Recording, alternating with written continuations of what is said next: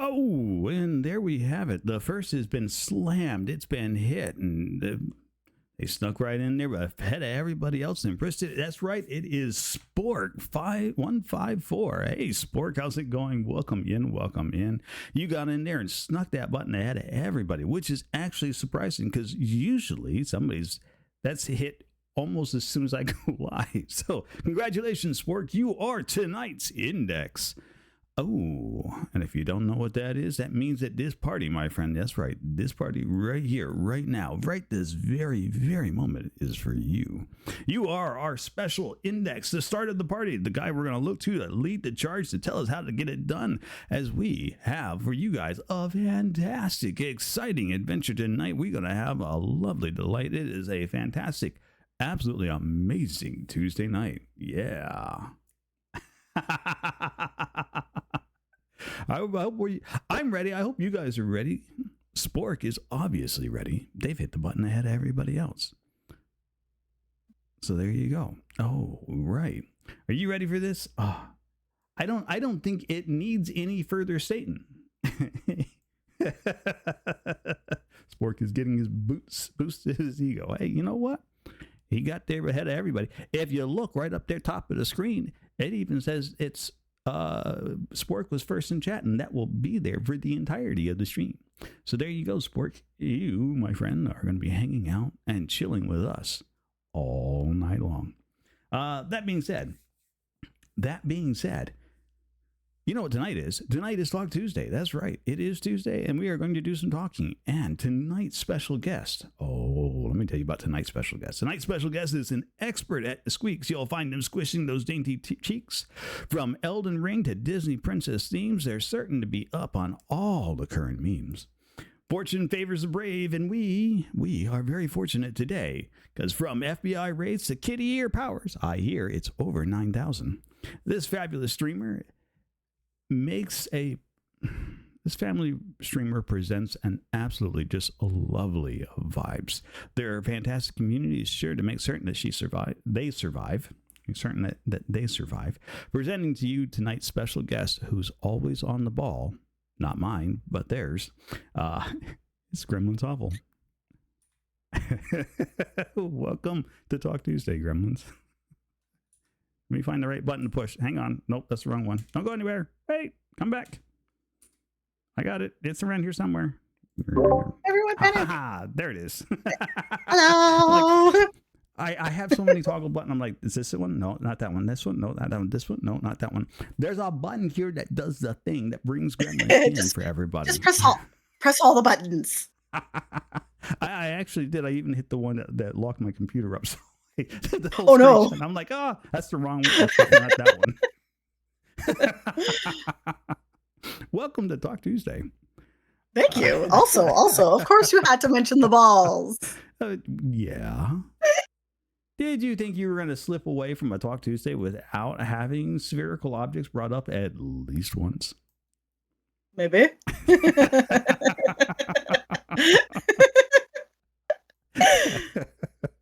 You didn't think that was going to be that easy.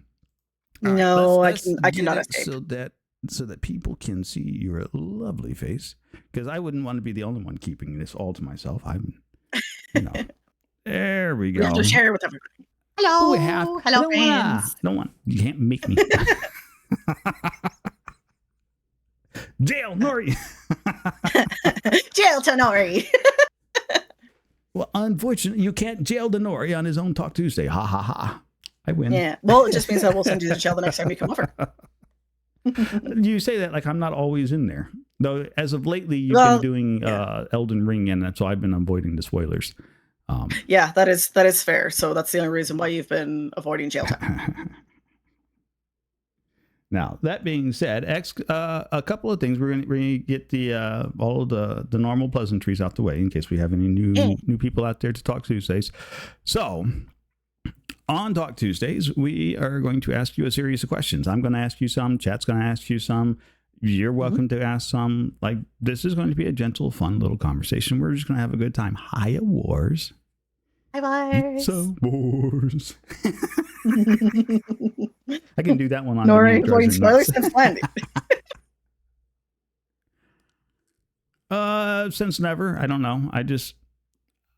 I haven't picked up the DLC, so watching somebody else play the DLC when I've got the game and I plan on playing the DLC, and it's just like, ooh, I want to go buy it now and then like invest the rest of my life playing that. Yeah, I very much have become. Uh, Hello, my name is Gremlin, and I am addicted to Elden Ring. Fox got it for me, and I did eventually originally have it planned to only play 1 day a week, but yeah, it's very Mhm. quickly just taken over my entire life because it's so good. I'm not gonna Right. spoil anything for any of the friends who haven't played it yet, but it's so good. So It's so good. yeah, I've seen some of the gameplay uh haphazardly on your streams when I'm sticking my head in there to say Mhm. hi or something. Yeah. Uh well, what I have seen hasn't really amounted to much anything that I'm that concerned about spoiling. Um, Well, I mean, to be fair, I've done 3 Elden Ring DLC streams now. And one could argue that I'm still in the very beginning part because I'm literally like poking my nose into every nook and cranny and wandered around in the backtracking and being like, I need to see all of the things. I found a key. I don't know where this key goes through. Touch all the things. right? Yeah, exactly. So, yeah, it's one of those. Well, and I'm hoping, right, that they're working on a seamless co-op mod for that. The Yes. Yeah. author for that is projecting end of this week to actually have released a live version for people to start playing on Ooh. and do the DLC with. Yeah, that So would be really fun. I am looking forward to getting the Friday night crew back together and Yeah. running in the seamless co-op, and then adventuring into the DLC with the Friday night crew. That would I be super, super fun. right.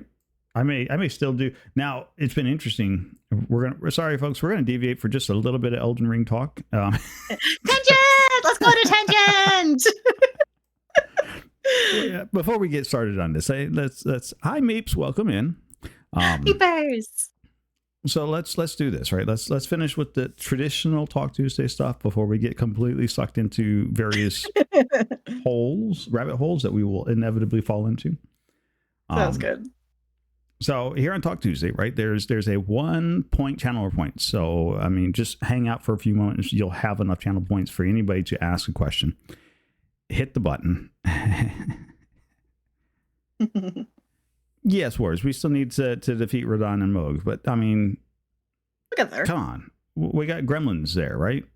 We I'm the brought carry. in the big guns for this, so it'll be fine. All right, I'm not worried about it. But so as the questions come flying in, you're free to ask any questions you want. I'm going to ask you any questions I want. Chat's going to ask you any questions you want. You are welcome to say no on any question that comes in that you do not feel comfortable answering for any reason whatsoever. You're free to watch chat, but as the questions come in, I'm going to say don't read the question and start answering the questions right away, because I get to act as your first stage filter, right? So if we get a stupid question comes in, like Zoda's famous for coming in and asking people for their social security number or their credit card numbers, again, Zoda 1 2 3 4 5, get it, forget it, move on. Jokes on Zoda. Gremlins don't get social security numbers. Generally, we don't. I don't let questions like that come through, or I'll make some kind of smart commentary. Make a joke about it, whatnot. Which you're welcome to jump in on that. Pick fun at the question. Yeah, I'm not super worried. I'm pretty open book, and everybody here is pretty lovely. But I do have chat on my secondary monitor, so I have the puzzle and Discord on the main one. So I'm gonna be focusing on the puzzle because I also love puzzles. Chat, it's not because I don't love you. It's just because I don't want spoilers of the question. Joke's on them. I got social insecurity, right? Exactly. Oh, that's new. I would like some of those. So again, you're welcome to say no. I will field the questions to you and throw out the ones that really have no bearing be asked in here for whatever reason. We may ask them out of order. We may keep to order. Some questions may come in that are relevant to the conversation we're having at that moment versus other ones that are already being asked that are there, and we may lose. So generally, just sit back, relax. We're gonna have a lovely little conversation. Yeah, join in on the puzzle, hang out with friends, and be goobers. Oh, the gooberest of goobers. It's over 9,000. Over 9,000. Wait, hold on. Oh, where are they? I'm like surprised. I'm like, wow, she could. Yeah, there you go. There we go. They can be wearing. And in case we forget, chat, I need you to be on your A game, right? If Gremlins, we ask Gremlins a question and they hem and haw, they go, "Ooh, that's a good question," or whatever that causes them to think a really tough question. hard, right? Exclamation tag in the chat, and we're going to see exactly how much we can stump the Gremlins. Now, be fair. If you ask for the secrets of the universe questions in here, we're going to laugh at you, and the question's probably not. What if I know the secrets of the universe? Everybody knows it. It's 42. It's already been answered. Exactly. It's 42. Which is why we're going to laugh at him.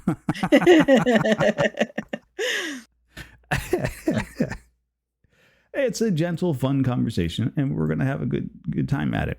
Up at the top, there is a preview button. If you're dying to know what the puzzle is, I will not be hitting that button until the very end.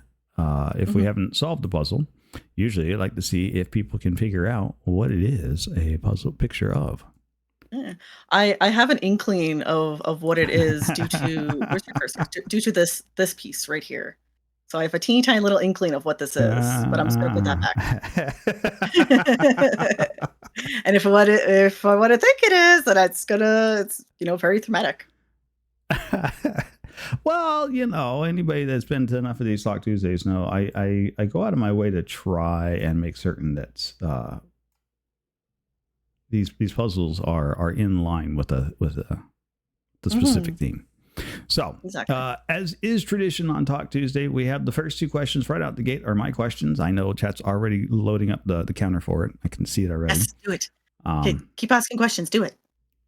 But I get the first two questions, and as we never go in the same order twice, I try not to because people like, ooh, I have been practicing up. Aha. So, Gremlins, what started you into streaming? Like, what was the core thing that made you push the button, go live, and say hello world? So funnily enough, it's actually because of my pretty princess in chat. She is my best friend from college, and when we were in college, we had classes kind of sporadically throughout the week. But there was one day in the week that I can't remember the exact day. And Princess, if you remember, say it in chat.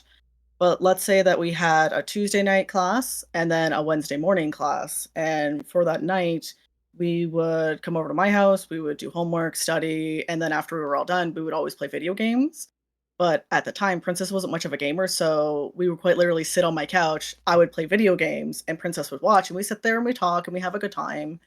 After college, probably almost 2 years after we graduated from college, Fox and I moved. So Princess couldn't come to our house. We couldn't do that couch co-op, just sitting here, do commentary. And that's kind of what put the idea of, hey, maybe I should try this whole streaming thing. And then Fox and I tried it on a different account from the Gremlins Hovel one to try streaming because we were in South America. We were in lockdown. It was kind of a junky time. We missed our friends. And that's what started it. And then when we moved back to Canada and Fox went to his new job where he couldn't stream regularly with me, I started my own account because I missed my friends because it was just fun playing video games, just being goobers. But honestly, the whole reason why I'm here today and why I'm a streamer and do all of this, it's all because of Princess, because I really enjoyed all that time that we spent together, just sitting in my house on my couch. I think at the time I was playing Final Fantasy, but right. Yeah, that's the whole reason why I'm here, because I live really far from my friends. Hi, Keisha. I see. Keisha. So we have my pretty princess to blame for the Gremlins Hovel. Is that what it is? Yeah. How that works? It's your fault, princess. We're all coming for you. That we're. Oh.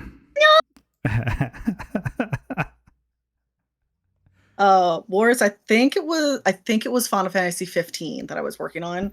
And if it wasn't 15, it was what did I play before 15? I think it was Final Fantasy 12 I was working on before then. So it was one of the two. Spork, thank you for the sub. Welcome to the network. That was very kind of you. You didn't need to, unless you were trying to avoid the commercial breaks, and then I don't blame you. One of us. One of I us. mean, we have a Gremlins in here, so I mean, I'm not sitting through the ads. You could miss that like sweet tidbit of gremlin lore. You don't want to miss any of this. Well, so far what we have learned is that Gremlins is blaming My Pretty Princess for all of her woes of dealing with us and the jump scares that we bring to her channel on a regular basis.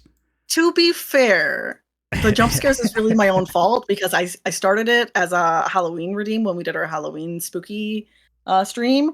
And I thought it was so funny that I got rid of all of the other spooky sounds except for the jump scare because it's just really funny. It is funny. I'm surprised it still gets you to jump every time. Oh yeah, Like, I mean can see when it comes out of nowhere, but there are times where you're already on edge, and then it still continues to push you over that edge. Yeah, I mean the capybara song that plays because the first note is so loud. That one gets me all the time. Yesterday, yeah, I think it was yesterday. Again, Princess, I'm throwing you under the bus. I'm so sorry, my love.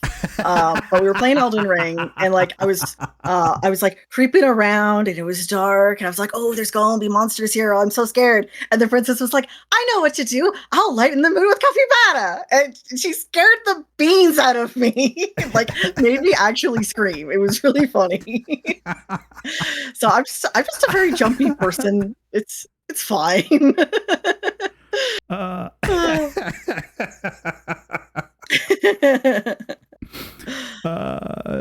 Chapter Z, thank you for the gifted to Earthly. I'm certain that they will enjoy that. My Pretty, thank you for the sub as well. You didn't have to. You guys are being fantastic.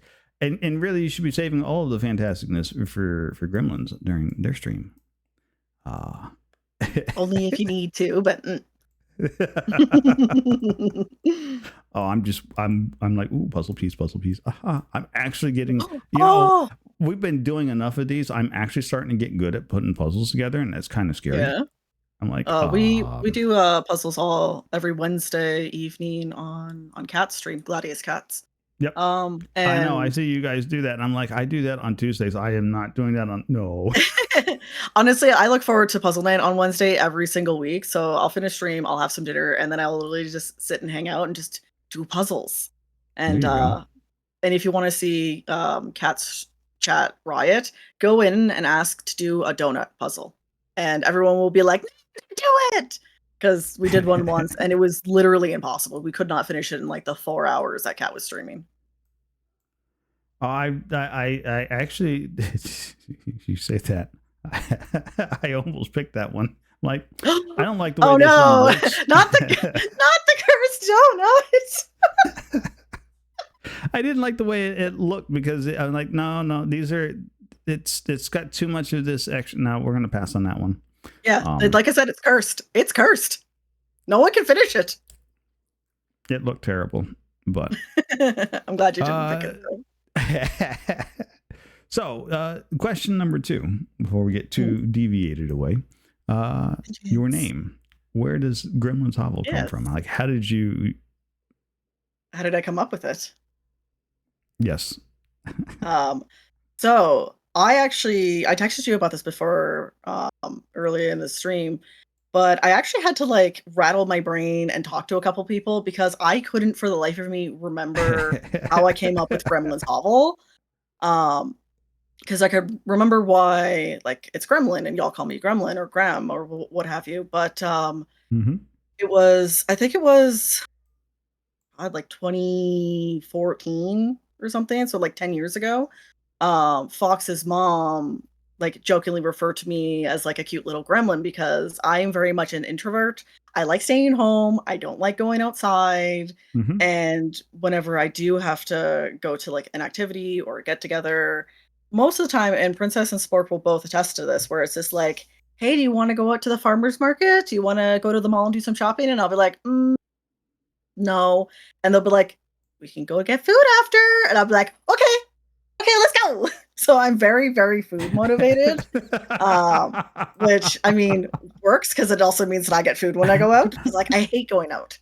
Going out is people-y, and you have to wear pants, and I Oh, don't like it. don't You yeah. have to, like you have to act This is Talk normal. Tuesday. Pants are optional on Talk Tuesday. Just ask Excellent. I mean, you guys don't Zoda. I could be pantsless right now. You guys wanna know, you can only see me from the shoulders up. But I think it was from then that, like, it was a nickname that stuck and, like, more people started using it, mostly my family. But, I can't Fox and I were brainstorming because when I had kinda separated from, like, our streaming channel to, like, streaming on my own, uh, it was like, "Oh, I don't know what to call myself," because at the time, I was using what I affectionately call my government name, mhm. when Fox and I were streaming, and I'm like, "I don't like that name," and I have since changed it.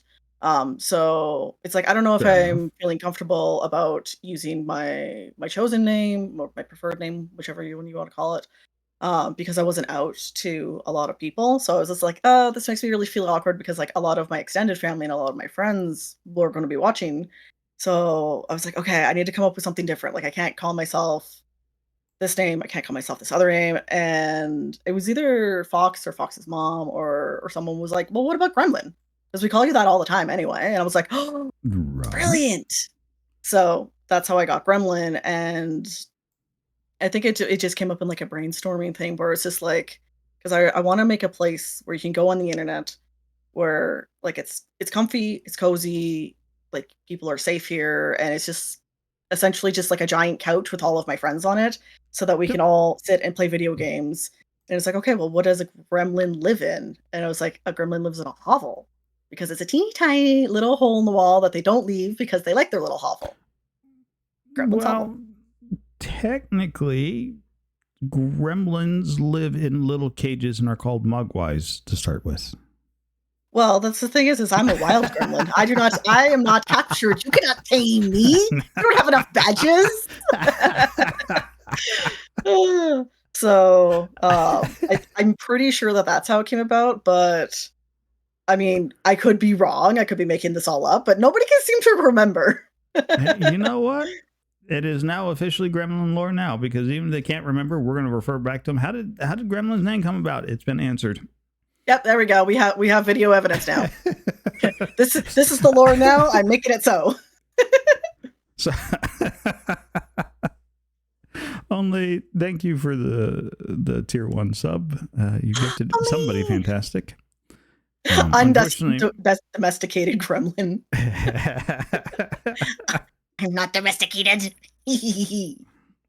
I would say Gremlins is anything but domesticated, wild, Yeah. a little untamed, a spherical object, amusement, and And it's funny that you say that because I literally have one, like, in my hand right now. I know. Uh, but yes. They like playing with the spherical objects. I mean, Yes. Yes, we're just gonna leave it there. We like the spherical objects. Oh my goodness. it's fine. It's fine. It's fine. It's what we're here for, right? It's fine, right? It's all gentle ripping. It's fine. It's fine. If it's not fine, it's fine. It's fine. I swear, it's fine. I'm not threatening you. You're not? Oh. Well, I must be doing something wrong then. Oh, well, then in that case, I am threatening you. It's fine. That's so. Honestly, the first time I read your name, I read it as Gremlin Shovel, and Yep. all I had was a little picture of a little green guy with a shovel running around banging everybody upside their head or digging holes for people to fall into, and I'm like, that's a fantastic prank. Yeah. And it's funny because I get gremlin shovels so often that I actually made my own emote of a shovel so that whenever I go in and I meet a new friend and they're just like, "Oh, gremlin shovel." I'm like, it's Hovel. Here's a shovel. So sorry. So you're definitely not the only one, and you will definitely not be the last. Oh, it's no different than every time somebody reads my name. It's always Nori Thum or Nori Thumb. Yeah, And I'm it's like, it's funny there's because no B at the end of that, so there's no thumbs. yeah, it's really funny because we had met in Momus's stream, and he always addressed you as Nori. So like that's just what I read your name as. I'm like, oh yeah, it's just Nori. Just It Nori. was like, God, like 6 months later, where I actually like properly looked and read your name, and I was just like, oh, it's No Rhythm. And it's just like, oh my God, I've been bamboozled this whole time. So yeah, just so you know, yeah, when I learn how to read, I'm moderately okay with it. There you go. Right? It's fine. Yeah, people that are in the know around here like to gently rib me about that one periodically. They're like, Okay. "Oh, it's Nori Thum." I'm like, "Yeah, okay, I got your It's number." Norithum.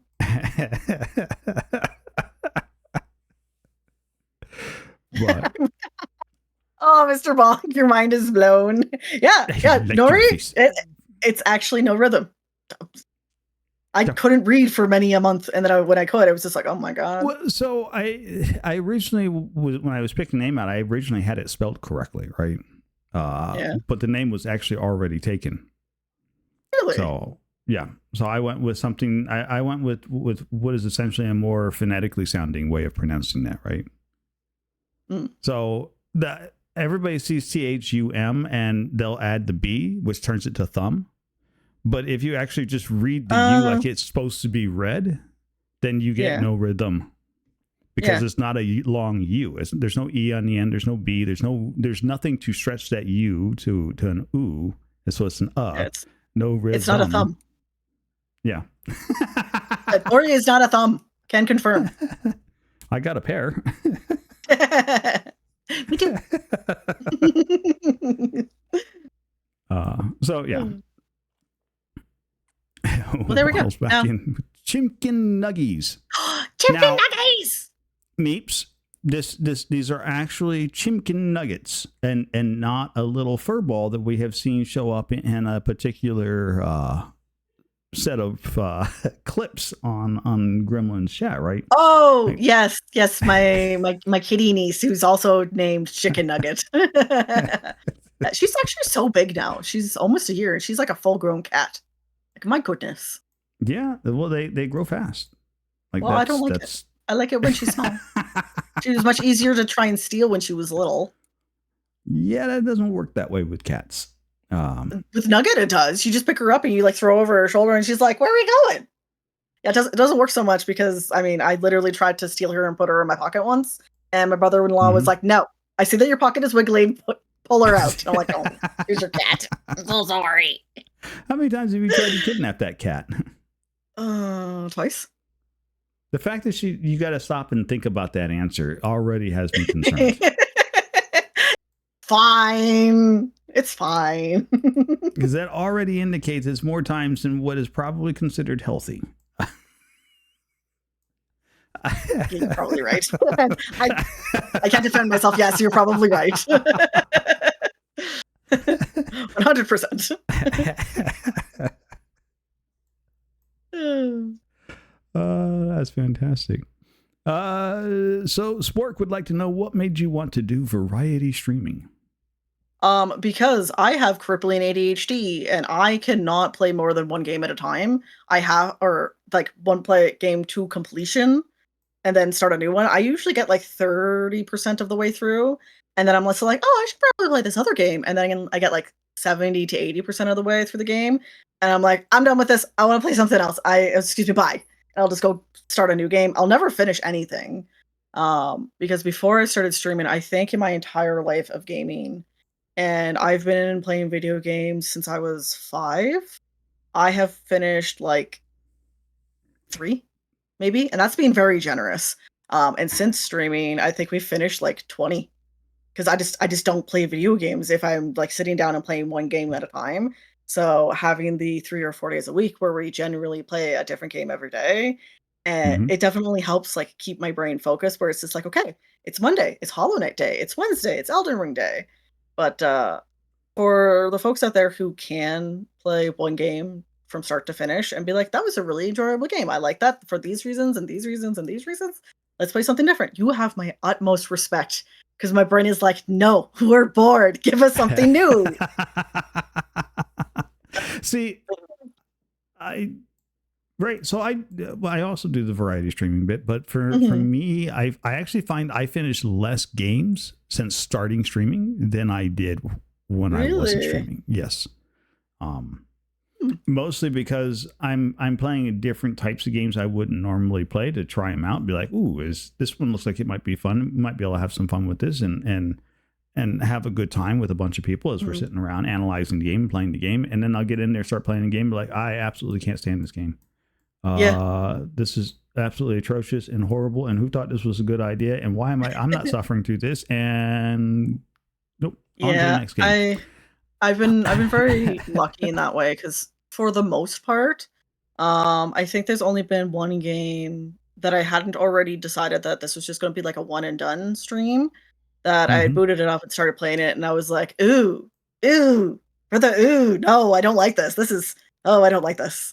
But, I think we only ended up playing it for, like, maybe an hour, and then I was like, "Okay, we're just gonna switch gears and go play something else." But, all of the other games that I've streamed, or have planned to stream are games that I already know that I love, or games that I've been dying to play, and I'm like, I don't care if I'm the only one in the group who likes we're playing this." That's fantastic. Yeah. Yeah, I Oh, sorry, I just got distracted with the puzzle. We got, like, a whole, like, connection done. "Hey, no, no, it is mine! Give it back!" "Yeah, goober."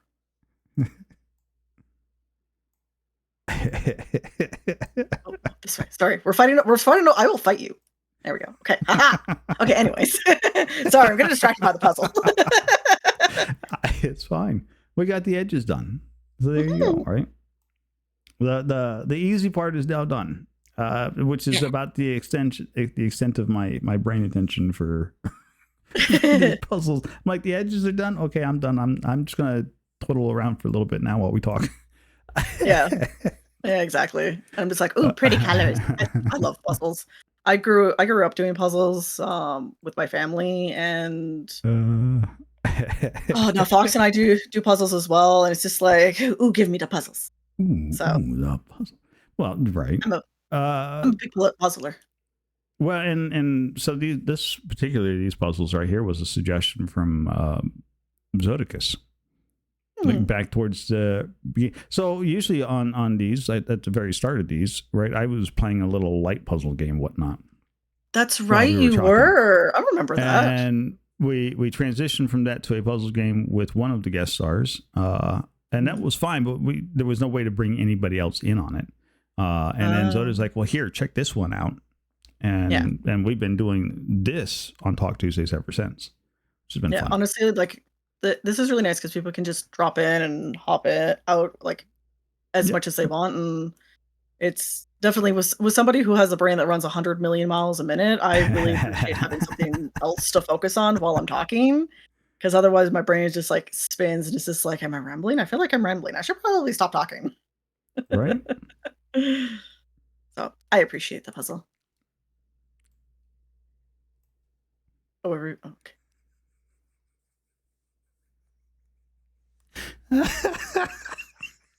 What are Did you catch Nori stream? Yeah, I saw them fight over a jigsaw. It was wild. Hey, Spork, if we were in person, I probably would have just lived like, "Mm, give me the puzzle piece."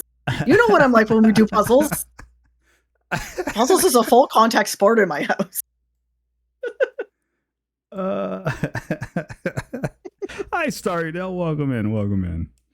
Meeps would like to say, okay, so what isn't your social security number? Well, I can tell you what it isn't. It isn't 12345. It isn't 910. And it most certainly isn't 42 63995 Pi 3 Alpha 4 Charlie Tango Foxtrot Zeta 59, right? Does that sound about right?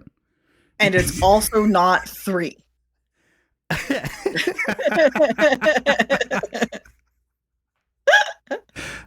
Whatever I was gonna say.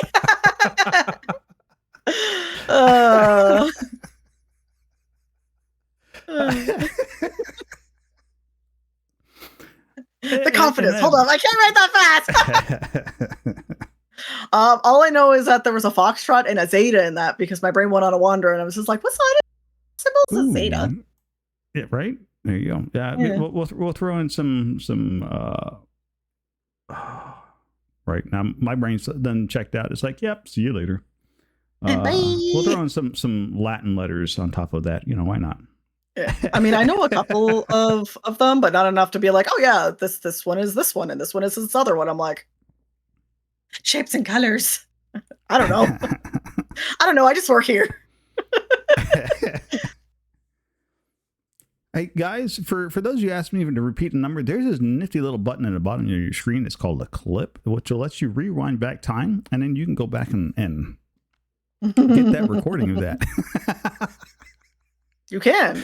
And you too can see into the past. There you go, right? Time travel is an amazing thing. It's timey-wimey wobbly thing. Could. Let's see. Earthly Feathers would like to know, can they have the money instead of the numbers? Yes. I will happily hand you 2 M&Ms and a Reese's peanut butter cup. That's about I have no idea what that's in reference to, but yes. My answer is yes. Joke's on you. Screw the clip button. It's fine. It's fine. It's fine. It's fine. Okay, I give you art in return. Okay. Well, you do that. It's actually kind of funny. So, I know some of your, as I'm sitting here thinking about it, some of your emotes are you do all your own emotes, or were some of those donated to you? No, I do all of my own emotes, artworks, overlays, with the exception of the rainbow frame that is usually around my webcam, and the little widget that runs my events. Everything else I've done myself. Spork, at least yours had W's. Mine were E's. Some of them were 3's. That's just terrible. E's? Does your social security number have an E in it? Hang on a second. We're getting rated. We're getting rated. Wags is coming in. He's brought in a whole party of friends. Yeah. Welcome in, friends. Oh, I remember this. This was from Wags's streamathon. We kept that poor bugger up an entire weekend. Oh no, that's too long to be awake for. So, yeah, he had to take occasional naps and left his camera running and everything. Yes, it was beat tired. I can only imagine. When I had my stream anniversary, I had originally planned it for I think 9 hours was my original plan, but I was like, no, 9 isn't a nice round number. I want 12, but I'll do that. And I didn't expect really anything. I'm like, yeah, some friends are going to show up. It'll be fine. Yeah, it was a full 2-day event. I streamed 10 hours the first day, and then almost another 8 the second day. That was Wags. Wags was over 48 hours. Yeah. Jeez. Wags, you're a champion. Too long. Too long, right? Yeah, it was too long. He dedicated an entire weekend to that. So you design all of your. So it's interesting, right? Because I asked because there's a couple of my emotes that were done by Swift Squirrel's cousin, Brain Chick, and then the gnome emote that I think everybody. Yeah. Hold on. I'm creeping your emotes. I don't know them off by heart. Oh yes. Yeah. The gnome time. No, this little actual gnome head. Yeah.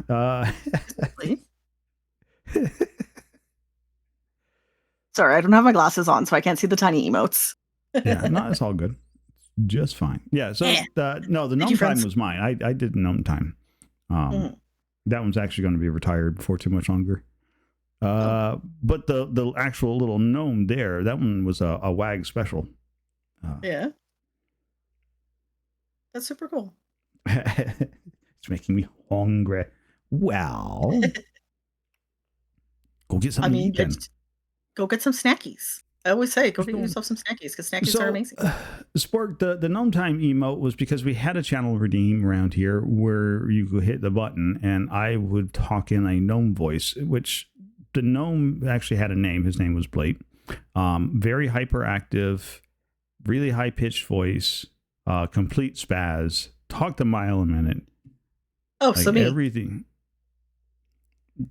Like Stitch after you've fed him like 2 tons of sugar. Okay, so like me when I'm on caffeine. Yeah, but I'm sorry I missed those days. That sounds delightful. We retired the redeem, one because it was hard on the throat, and 2 because enough people were like, "You've got to take away that redeem. It's driving me nuts." Yeah, I mean, I can imagine the hyperactive Stitch voice would be a bit much. So, thank you for the jump scare, Wags. I appreciate you. Gives Feather an orange. Is Feather an orange? What? Yeah, Feather, are you an orange?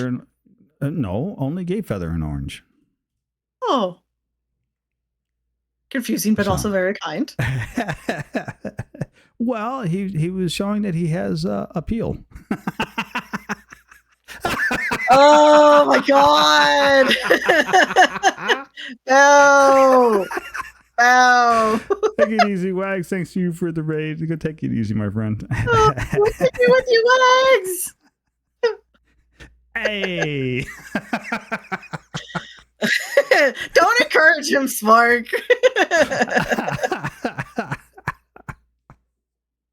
Oh my goodness, gravy. What? Nothing at all. Just my goodness, gravy. The problem here is see, now that's the problem, right? People will make these and I'd be like, ooh, dad joke. Here we go. I'll follow it up with the quick 1-line dad joke. Peasy. Yeah. You're stuck at because you actually have to hear this in real time. I say a lot of these during a stream. I'll read it in chat and be like, oh, funny thing. Ha ha ha. And then laugh here in my own room like a crazy madman. I do that too. My cats think I'm crazy. That's why they don't like to hang out with me anymore.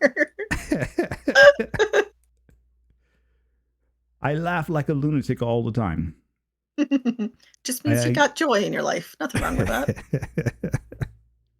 Let's see. My pretty princess, who is recently the cause and the blame for all of our gremlin goodness, would like to know what has been your favorite game to stream. Oh no. Why did I not have this prepared? Probably Elden Ring? Maybe. I play that a lot. I play a lot of Elden Ring. I think it's probably my most played game on the channel. So I really enjoyed that one because I was able to play it on my own. And then I did a randomizer. And then I've done a randomizer co-op with Kat. And now I've joined you, Zoda, and Wars on Friday for like big co-op. Right. Oh no! I'll just keep dragging this on. It'll be fine. I'll just answer really long-windedly. And if I'm going outside of a specific game, class, for suit to end with, we shall sally forth. There you go. Keep going. Come on. But if I'm not picking a specific game and just like an overall like theme or genre, I think the Soulsborne or Souls-like I've enjoyed the most, because I find that with it doesn't matter what game I'm playing, it could be Bloodborne, Elden Ring, Lies of P, which is technically not a Soulsborne, but we'll go with it. It's still Souls-like. Oh yeah, absolutely. But like it brings a bunch of like other Souls gamers to the chat, and we all hang out and we complain about bosses and talk about builds and compare this game to that game and talk lore, and it's really fun because like Soulsborne games they're not very forthcoming with their story. They're just like, yes, you can have story, you can have lore, you can understand what's happening, but you have to read this single item description on this item that you only get once, and it's a consumable, and if you eat it before you read it, you don't get it. So I think probably that. Um, but If you eat it before you eat it. yeah, that's okay. So if you eat it before you read it, you're out of luck. Comes from Bloodborne because a little bit of a story spoiler, but there is an item that in the game is a consumable, so you have to get 3 of these items and then use them on yourself to summon a special boss at the very end. But when you use them, Princess, that's very kind of you. There you go, Meeps. No more commercials. yeah, there you go. But yeah, so if you open up the item description and like read through it, there's a bunch of really important lore that's like kind of ties everything together. But if you use it before you read it, then you just don't get to know. So read it before you eat it. But see, and for like first off, I enjoy the Souls games because they're fun. There's an element of challenge. I don't get behind the story, right? I'm not much of a plot line guy. I want to get in there. I want to play. I want to do the actiony bits. I want to fight. I want to duke it out. I want to, I want to do all that stuff. You're there for the gameplay, not for the lore. And they put in a lot of hard work behind it and everything else. I just find that Souls games tends to really push out the amount of work you have to do to get that lore. Yeah, I mean that's fair. Because Bloodborne, actually no, it was Dark Souls 3 was my very first Soulsborne, and I got to the platinum, and you have to do 3 full playthroughs to get the platinum for it.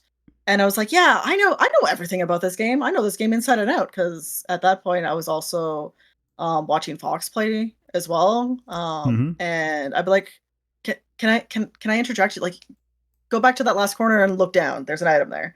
And he'd be like, oh, okay, great, thank you. And like we would continue on. And it's like, I know everything about this game. And then I watched a VaatiVidya video about one of the bosses. At this point, I can't remember which one. And it's like, I know nothing about this game. I know not a thing. And then I fell down that rabbit hole for a couple of weeks, just watching all of the lore. And then it was the same with Bloodborne and Elden Ring. So it's just like, the games are really good and really well made. But I also just, I just love the lore. I just want to know, I want to know why. I want to know the why. And it's fine if you don't. I'm not going to judge. It's kind of funny. So I've been doing a co-op now twice with Wars, and every time she makes me sit through all the lore stuff. Well, I mean, the fact that you go through a game the first time and you're just like, oh, okay, so we're going to go into this boss arena, and there's a cutscene skip. It's like, how do you even know who you're fighting? You have to listen to the exposition at least once. You have to do the first time, and then the rest you can skip. That's fine. But the fact that you skip every single time is your punishment. So now you have to watch all of it. I'm not sorry. I want to get in there and fight because I know I'm going into. So okay, I grew up playing video games, and there was no plot. There was, you entered into boss room and immediately went to boss fight. So I have years of habits of like, I've been battling, got my way into the boss room while I'm still juiced, energized, and rolling, because it's when they stop you for those expositions, it's such an interruption to the flow. Yes, but I'd like the interruption to the flow because I like the lore. I don't interrupt my flow. You want to give me the lore? Fine. Give me the lore when I've not just spent like 3 hours duking it out to get all the way up to the castle tower. I don't need the boss to tell me, oh, I'm the big bad guy. I already know you're the big bad guy. That's why I'm here. If you don't get the exposition, how will you know that Margit calls you a foul tarnished? I don't care what he calls me. Yeah, I'm still going to kick his butt.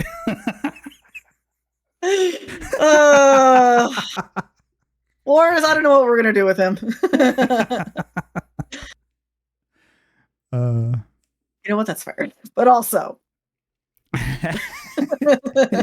you can give me the looks all you want. And that's fine. I'm going to. But every single time that we play co-op and you're like, oh, a cutscene, I'm like, yeah, Nori, a cutscene. It's delightful. A cutscene. You're gonna watch it anyways. You're gonna watch it and you're gonna like it. Skip button. No, I will be the host. And you won't be able to skip. That's why Wars. It's not, actually, it just got nothing to do with the host. Whoever starts the fight is the one who controls the cutscene. So Wars runs in there ahead of me. Oh, like, well then in that case. But in that case, so when the four of us are all playing again, it's gonna be me and Wars versus you, and because I don't know where Zoda stands when it comes to cutscenes. So if one of us gets in there first, we're watching the cutscene. You can't stop us. No, you really can't stop. If somebody decides to queue up and watch that cutscene, you can't stop them once that thing's already running. Yeah. So we're gonna watch all of the lore. Well, again, that Wars has been making me watch all the cutscenes anyways, and I'm like, okay, well, we've already watched this one, Wars. We've already watched this one. Like, I've watched all the cutscenes now up to Millennia now. Millennia. Right? Okay. Millennia. I mean, there's so many M names I can never remember. What's the maiden's name? I mix up Melania the boss with Melina, the lady who is your finger maiden. I can never keep their name straight. Exactly, right? Only we're cutting the scene. That's all it is. I'm the director, and I say cut. Oh, I go to the first. That means I'm the director, and I say go.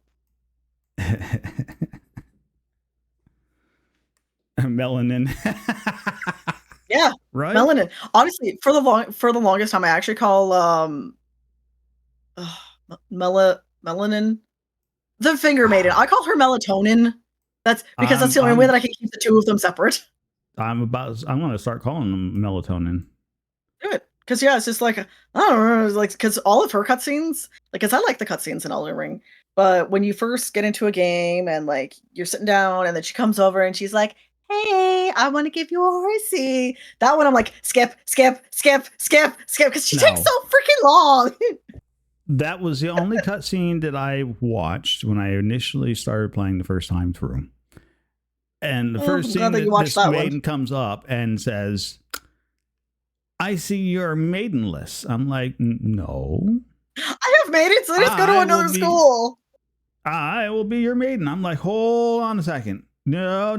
I have a partner that would vehemently disagree with that statement. I have a partner who will come at you with a hammer. But yeah, it's because it's like a cinematic cutscene, and then it's just dialogue, and then it's just very slowly. Hold on, we have to very slowly touch hands. Exactly what it is. It's dialogue, because you're gonna dialogue. Oh my god!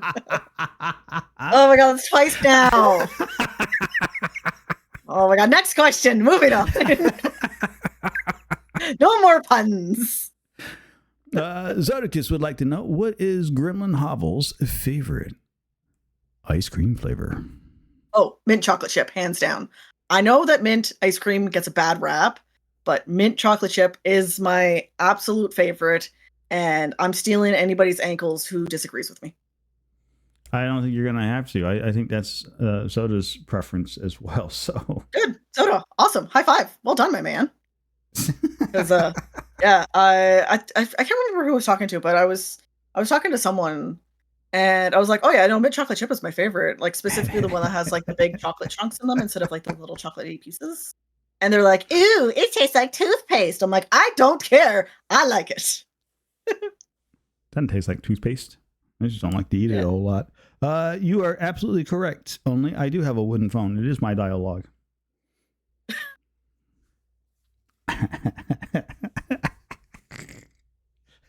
Okay. I'm tying a log here. The one I got you on was what was that?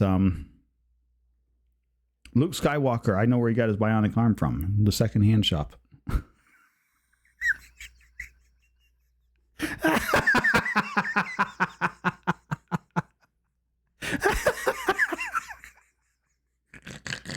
He sure did, Nori. Secondhand shop indeed. Oh my god, I forgot about that. Ugh. Oh my goodness, gravy. What are you giving me? Oh my goodness, gravy for? You laughed at it the first time and said, "Okay, that was a good one. We'll have to give you credit for that one." Yeah, but no, the first time you make me laugh. The second time it makes me roll my eyes. The third time plus I punch you. Uh-huh. Uh-huh. Right, Spork Spork? says 'Cause this, if you painted your wood, you would die a log. Jail. Spork, go to jail. Go straight to jail. Do not pass go. Do not collect $200.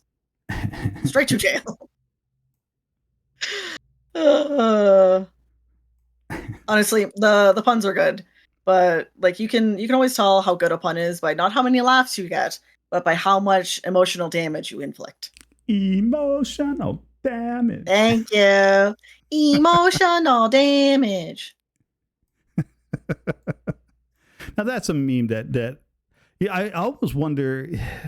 So the guy who created that, I kind of feel like that's one of those memes that he's now forever more attached to him. Oh Right. yeah, like that's gonna follow him for the rest of his life. Can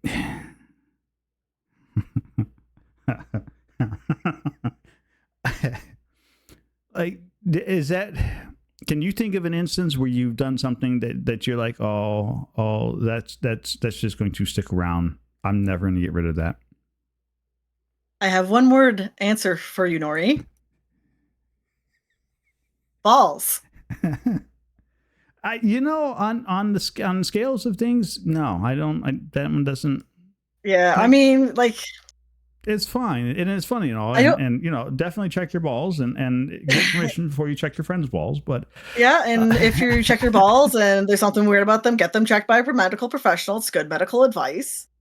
But I don't think that I've, as of yet, I could be wrong. And like, who knows? This could age horribly in 6 months. I could say or do something absolutely meme worthy, and then just go absolutely viral as a terrible, terrible meme. And then I'll just be like, yeah, I was that person in the meme. Yeah, it was fine. But as of right now, I don't think that we have any memes other than check your balls, get your balls checked. It's good medical advice. It is good medical advice.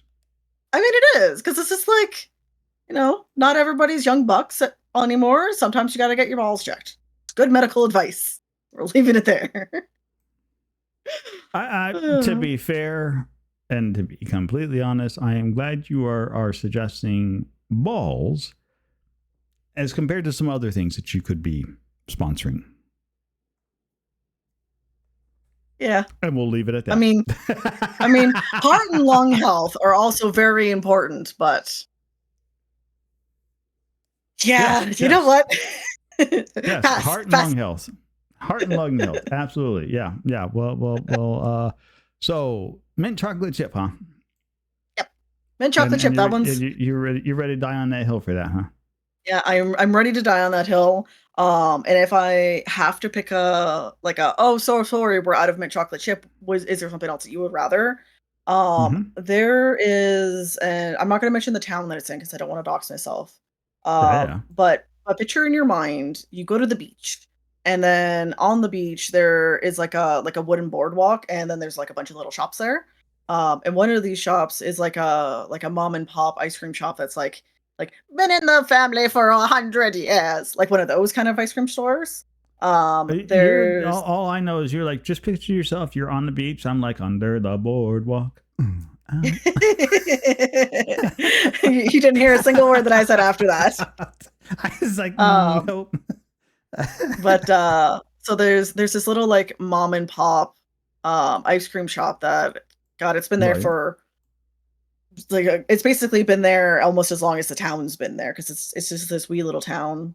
And they have this they call it Death by Chocolate, but it's like a chocolate ice cream base with chocolate chips, brownie pieces, and then like a chocolate fudge swirl in it. That one's pretty darn good. That one is like a very close second, but mint chocolate chip is the hill that I'm dying on.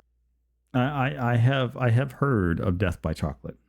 Yeah, it's so good. I have a ravenous sweet tooth. I am always a very sweet person, and not this is the way that I look.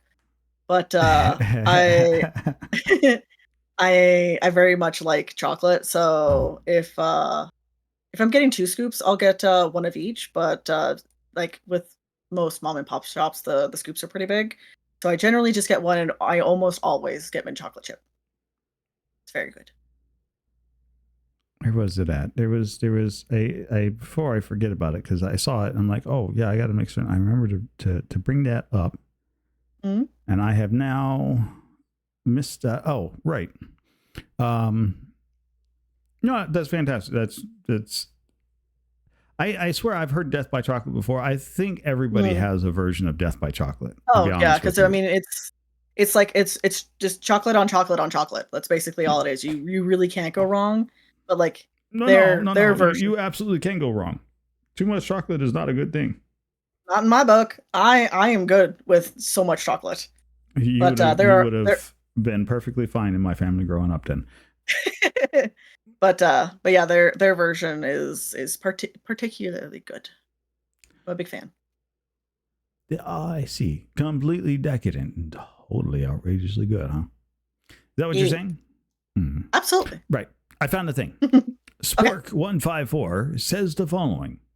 Oh, no. Not a question, but I'm very happy that Gremlin has put themselves out there. I'm so proud of my friend, and I'm really happy to see that people can see what I see. Spork!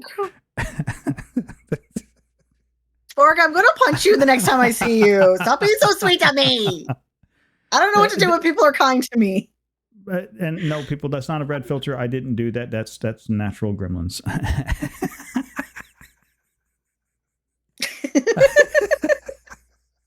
Don't bully me. Don't bully me. I'm a little guy. You have no idea how tempted I was to actually put a red filter over there that I could just turn on or off by button push. Just be like, ah, look at there.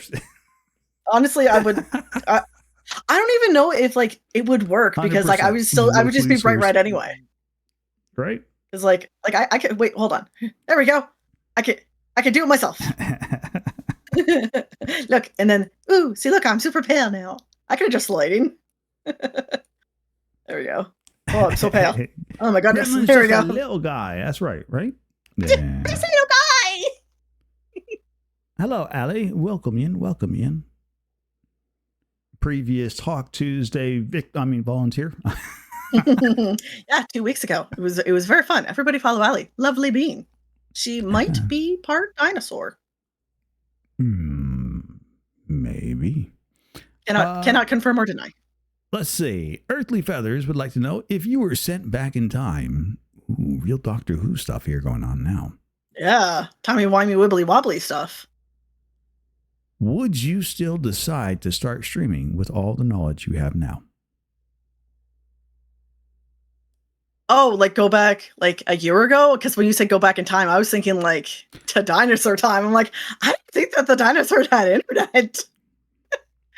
But if I were to rewind to the very, very beginning of my streaming career, and I'm gonna like predate like the Gremlins Hovel channel and go back to like when Fox and I were What Are We Streaming?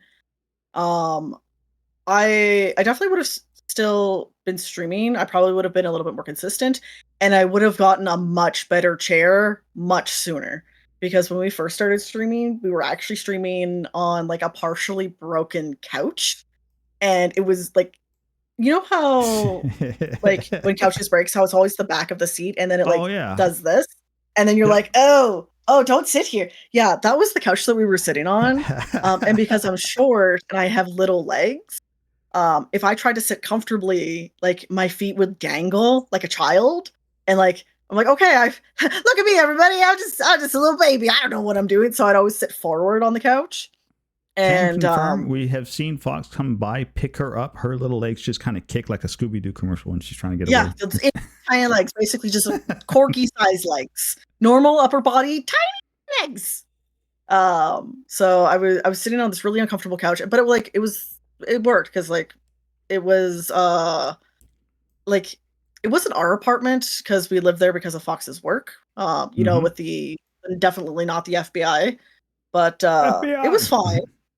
But when I started streaming solo, I don't even think with the first time that I streamed, I had a proper computer chair. I think I was streaming on a dining room chair, which was so bad. Don't do that. If you are streaming on a dining room chair, get like Oh, an office chair. Don't even get a gamer chair. Get an office chair because this is technically an office chair. I just have a blanket over it.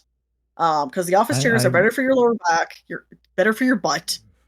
So I yeah, would not game from a kitchen chair. That yeah, no, that's just no, no, painful.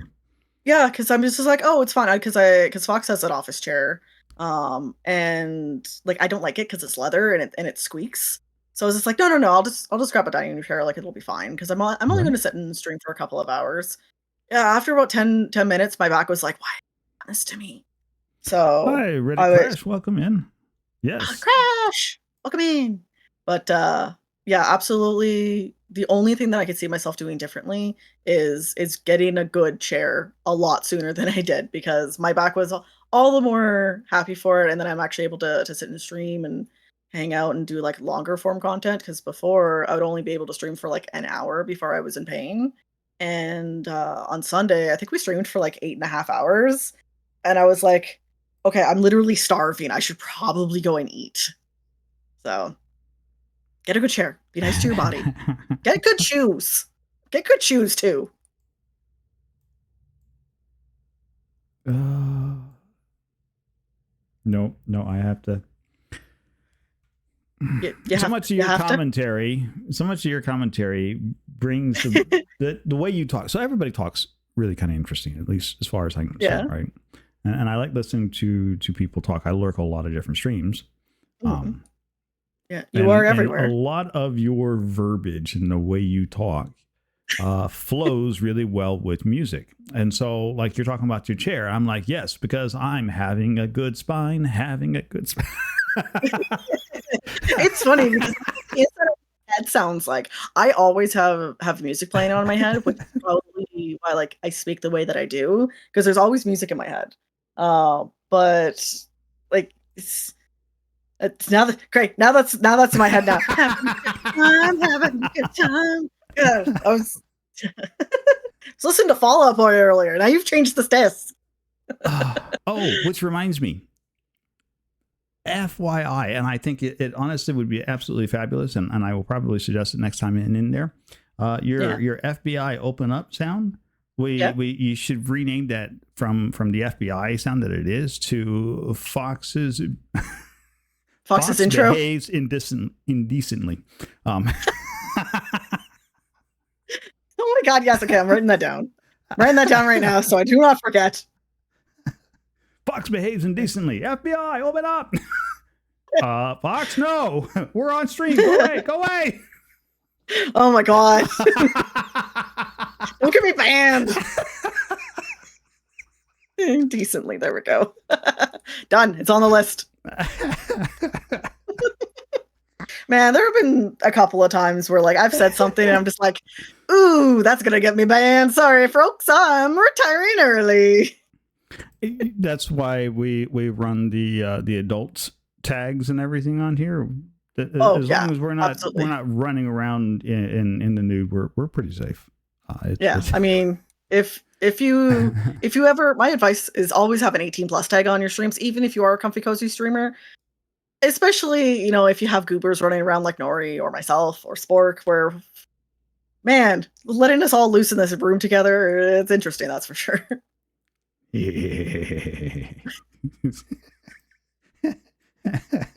The God. invasion arrives. I swear, that's like a water torture test to you too. Every time I invade you, you're just like, oh my. Because it's so loud on my side, and I don't like. I need to tear apart my audio and readjust it. But basically, I don't know why. Because if I turn it down for me, then it's so quiet on chat, and then Mhm. chat can't hear it. But if I have it so that chat can hear it, it's really loud for me. So it's like I'm like stop. And then there was that one day that you actually legitimately broke it, and I had to go in and fix it afterwards. I'm like, I don't know how you did this, but everything is broken. Natural talent. You know what? That is fair. I am good at breaking things. I actually have a t-shirt that I wear that says I void warranties. That could be taken out of context, and that's beautiful. It generally is taken out of context an awful lot. My current shirt says I'm not slacking off. My code's just compiling. I'm like, what is this? I mean, yeah. Say? Well, It's absolutely true. The back of the shirt has a pair of guys stick fighting on the back of chairs. Oh my god, I love that. Oh my god, I love this so much. Look, I say, oh my god, oh, that's delightful. Oh my god, I love it. You know what? To be fair, if my code was compiling, I would absolutely joust with my coworkers and be like, "On God." Oh, I used to work in an office space, and when code was compiling, we had Nerf guns, and we would just fire Nerf darts at each other from across the hall. God, you can always tell who wasn't working because they were the ones with the gun in hand. You hear this tonk, ding. You're like, "Oh, sorry, I'm still working." I always felt so. I had a guy who sat next to me. His name was Marvin. Mm-hmm. By the way, Marvin has he has actually Marvin Million. Okay. And I always loved the name just because I'm like, that's Marvin Million, right? Yeah. So he man is money.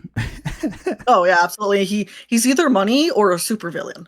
Right. So one of the two. We used to torment him about that, but Marvin was bald. Oh no! I know where this. I bet I know where the story is going. Oh yes, Please, and every time somebody was not working, they had the Nerf guns. They would get the special darts. The second cup ones, and they would decorate his head with it. Oh my god, I love that. So my brother-in-law is also bald, and he had his son is super into Nerf. He has banned those kind of Nerf darts from his house. So I'm just like, oh, you take all the fun out of it. Really? Now I can't harass you. Yeah, Marvin used to walk around with a hat full of Nerf darts. We can always tell, like, how busy of a day it was count how many darts were on Marvin's head. Like, it's a 4 Marvin day. Wow, people are actually doing some serious work. It's a 12 Marvin day. Okay, we didn't do anything today. Was everything compiling? Yes. It was a comical thing. Well, I had a ticket counter on the side of my desk at that same location, right? And everybody's like, I've got a problem. Like, take a number. We'll never get to it. Yeah. Oh, literally the sign right around it said, take a number. We'll never get to it. Yeah, it's like the waiting room in Beetlejuice where they get in and they get a number and it's like, I don't know, like a string of like 30 numbers long. And it's like, okay, now serving 12. Well, we're going to be here a while. Okay. So they modeled that after the DMV in the United States, right? Yeah. Yeah, because that's what you do. You go in and you just sit in hell. Yeah, I mean it's more or less the same in Canada. But I don't know if it's just because we're Canadian and we're just like better than you. I'm so sorry. But it is very similar, but instead of having to sit for ages and ages and ages, unless you're trying to get a passport, like you're going to be sitting for well over like an hour or two. But generally, in my experience with going into the DMV, I think the longest I've ever had to wait if I didn't have an appointment beforehand was like maybe 45 minutes, which whatever, that's fine. Not how I want to spend time, but I mean, minutes. Wow. I mean, that only ever happened once. Usually, it's less than that. Oh my god, I've been looking for the single puzzle piece for ages, and I can't find it. We're Canadian, and we're better than you. Gremlin 2024. You can put that on a T-shirt. It's a thing now. Yeah. You remember a couple of questions ago, you would ask me if I was ever going to be like a meme. I think that might be it. We're getting there. We're finding the ultimate gremliness of the gremlins. Let the gremlinness out. If you really want to see the gremliness, then feed me after midnight. Yeah. No, I think that just appeases the grumbliness. I don't know. Let's try it out. Oh, come on. Oh, just so close. Oh, this puzzle. Miss Amakisha would like to know, where do you wish you would be in a year? Where would you like to be a year from now? Oh, in a year from now? Oh, I mean, physically, I would like to be still here. Because with Fox's job, we do move every couple of years, just with the nature of his job. But I like where we live. It's a good place. I have good neighbors.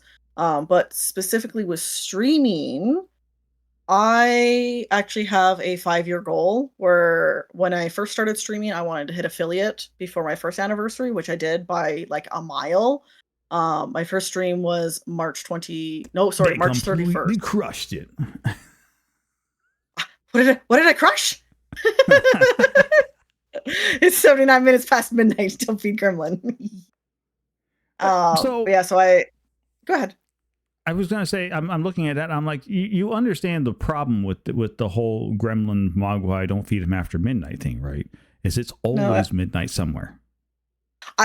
So funny thing is, my family calls me Gremlin. I've named my channel Gremlin. Like I have this air of gremliness.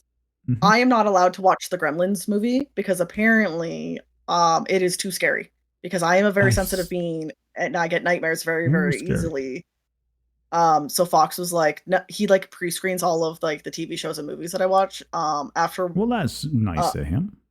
yeah, I can't remember when we first started living together. We had watched like a very mildly. Oh, it was Maze Runner. That's what it was. It was the second Maze Runner movie. Um, and it was like 20 minutes into the movie. We'd seen the first one. It was really, really good. I really, really enjoyed it. And it's like, oh, the second one's coming out. Let's go watch it.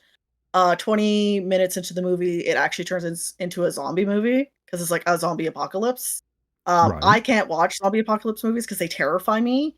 I had night terrors for over a week every single night, and poor Fox looked like I beat him because I would punch him in my sleep and I gave him a black eye. So ever since then, I'll be like, "Hey, I want to watch this movie. Can you screen it for me?" And he'll like go onto IMDb and like look at the tags and like read the summary. And he'll be like, "Ooh, probably not because of this reason."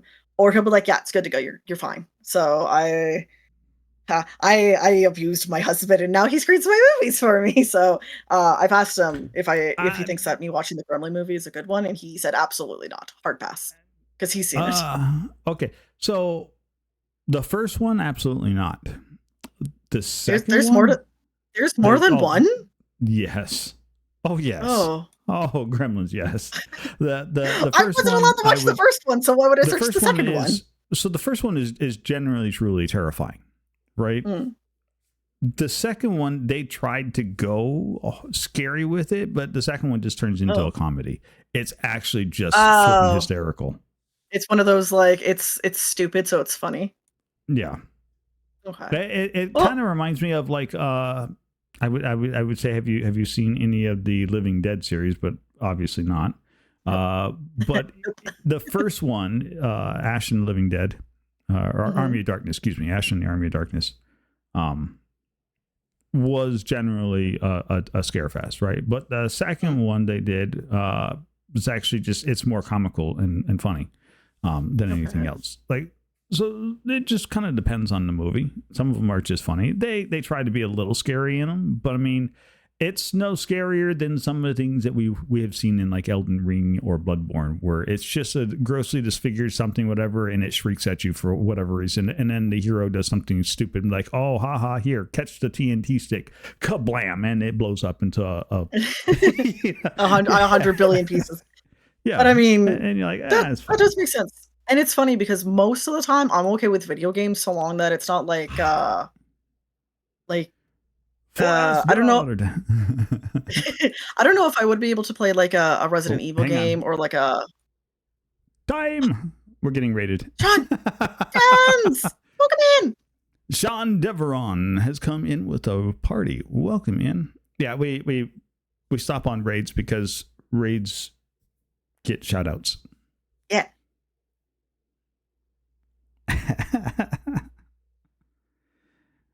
They are doing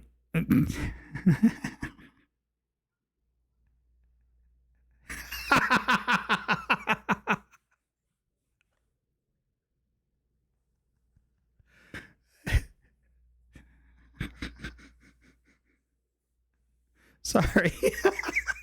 It was one of those. So the game that they were playing is Tribes of Midgard, and you can run around Oh, and okay. I play didn't together. recognize it. Mhm. And so Sean apparently took a swing at their partner, and their partner dodged the swing and rolled off the edge and fell into the water. That's what I was laughing No! about. Oh no! Oh, because I have the stream just like small, I couldn't really see the clip, and I'm just like, I don't know what happened, but it's funny. It is. Well, Oh, that's no, that's Patrick. why it was funny, because I've been there, I've done that. I usually torment squirrel Oh with yeah. it. Um, like, okay, we have a. We're gonna do we're gonna do a couple things real quick here while we're on this timeout break, and then we'll get right back to your thoughts. So please don't lose your train of thought. It's already lost. I'm so sorry. Well, Okay, I found it. Okay, we're good. Continue. Okay, good. Hold on to it then. Welcome in, Raiders. Welcome in. You're just in time for Talk Tuesday. Talk Tuesday is where we sit down with a special friend, a guest star, and we get to know all about them, their community, their channel, introduce them to some new folks. So if you are interested, their name's down there in the title. You can click on it, drop a follow. You'll absolutely want to check some of their content out. Such good stuff. If you're interested in Talk Tuesday, you're welcome to send me a message. All you have to do is been a streamer, streamed at least once in the past year, and we'll get you on the show. We'll sit around, we'll have a talk. We'll get to know you just as well as anybody else. Our special guest tonight is the absolutely fabulous and infamous, my words are failing me. Absolutely fabulous and completely infamous Gremlins Hovel. That's me. I am the stealer of snacks, socks, and apparently Nori's words. At least for this moment. That's fine. I don't judge. Take care, Feathers. Have a good evening. Feathers, good night. Thank you for hanging out. It's super late where you are. Feel free to stick around, hang out. If you have questions for this fabulous streamer, there's a little 1-point channel point. All you have to do is just hang out here for a few moments. You'll get the point. You can hit the redeem button on it. Ask them a question. Yeah. We'll be happy to get them in here. Anyways, And I am back to what you were talking about. Oh, right. So we were talking about movies and how I get really scared and whatnot. Mhm. But it's funny because for the most part, I'm okay with video games being scary because I feel like I have a little bit of control because you're the protagonist and you're fighting against the baddie. But I still don't think I would be able to play a game like Resident Evil or Five Nights at Freddy's or something that is like deemed an actual proper horror game. Because for Halloween we played Ludo, which is it's a game demo, but Right. we also played Little Nightmares 1, and like that was like the top end of my tolerance for scary games. But then Earthly Feathers very kindly gifted me Outlast and the DLC, and I did the Outlast game in yeah, I did the entire Outlast game in one sitting. And it scared the beans like the entire time. Like basically, I spent like 5-6 hours screaming, and I had nightmares. And it was just like, I don't think I can do the DLC. This is too scary for me. I was going to say, I don't know that I would suggest Outlast for you. Honestly, I wouldn't. Yeah, because there was a community like a community challenge, I think it's called. Yeah. Where it was like, okay, y'all want me to play another game that's scary. Okay, I'm gonna make you guys do a challenge, and I set it what I thought was really hard, like a really high value, and everybody was like, "Have all my points." It took them 2 streams. It was like they got like 90% of the way in a single stream. I'm like, are you guys kidding me? Now I have to play a scary. I can't back out of this. So I gave a list of all of the games that I owned that were deemed scary. And yeah, Outlast would not have been one that I would have like. That's traumatic. I had to schedule it for a very specific day. So I started it like earlier than I normally would. I think Fox, we started at you're noon. going to be out of town for 2 nights when? Okay, that's when we're doing this. No, it was the exact opposite. I scheduled it because I knew that it was like a 5-ish hour game. So I scheduled myself 6 hours to play it. I'm like, okay, so it has to be this day because Fox is on his day off. So I know that he will be home and be able to protect me because I'm going to be in my office with my noise canceling headphones in, scared out of my wits. And if somebody comes to the door and like rings the doorbell, like I'm literally just going to have a heart attack and die. And I picked the specific day of the week because that was the only day of the week that was sunny. So that on breaks, I could like go and stand outside in the sunshine and be like, it's okay. Recharge I'm not. gremlin batter. Recharge gremlin battery. Yeah, like it was. Oh my god, there. You know what? I think give me a second. I'll see if I can find the clip. But there's one clip specific because like everybody was clipping everything. But there was one specifically where I just stuck a clip in here for us to look at. Yeah, I saw that one come through. That was my lesson on flirting.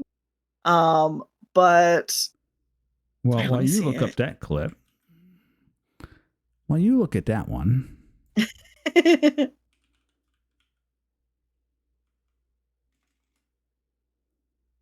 because it was I think it was last week where I did I found it.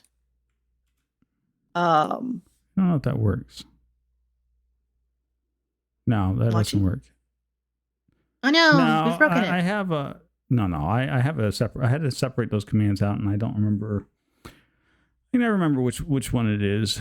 I thought it was. Oh, yeah, it should just be. These technical issues brought to you by. Not technical issues at all. Gremlins. Hi, how's it going? Nice to see you. I don't know how to vamp. I'll just start singing. Oh, you got it.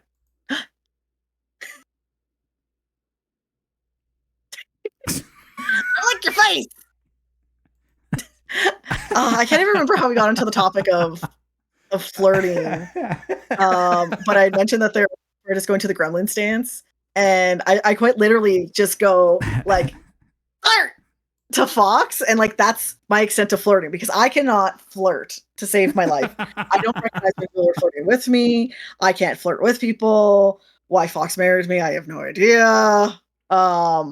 But somebody, do you know? A couple of people were just like, yeah, I'm the same way. I don't know how to flirt. I'm like, you know what? What you should do is this. And then I did that, and then somebody clipped it, and I was like, oh, beans. Foxy! Hi, Fox! How's work? Hi, Fox. We're talking about how I taught Chad how to flirt. His ears were burning. He You do have good timing. I mean, he's basically like Beetlejuice. If you say his name too many times, he kicks in your door, which is why I leave mine open now. FBI. What name was that? You have to go your arms like this, and then you have to shout, "I like your face," and then run away. That's how you flirt. Well, at least you did it that way. You didn't do the aggressive, "I like your face." No, I can't do that because as soon as I go into the Gremlins dance, I immediately get embarrassed. And then I'm like, okay, all of my instincts are telling me to run away.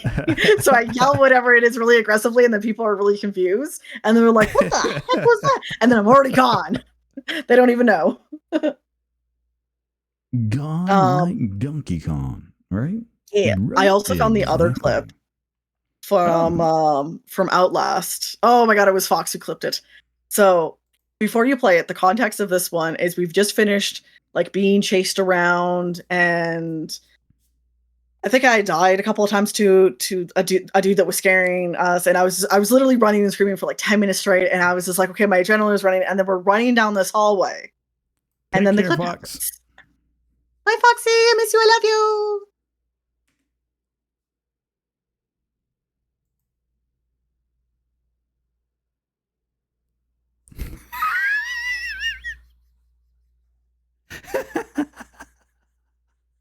Yeah. Yeah.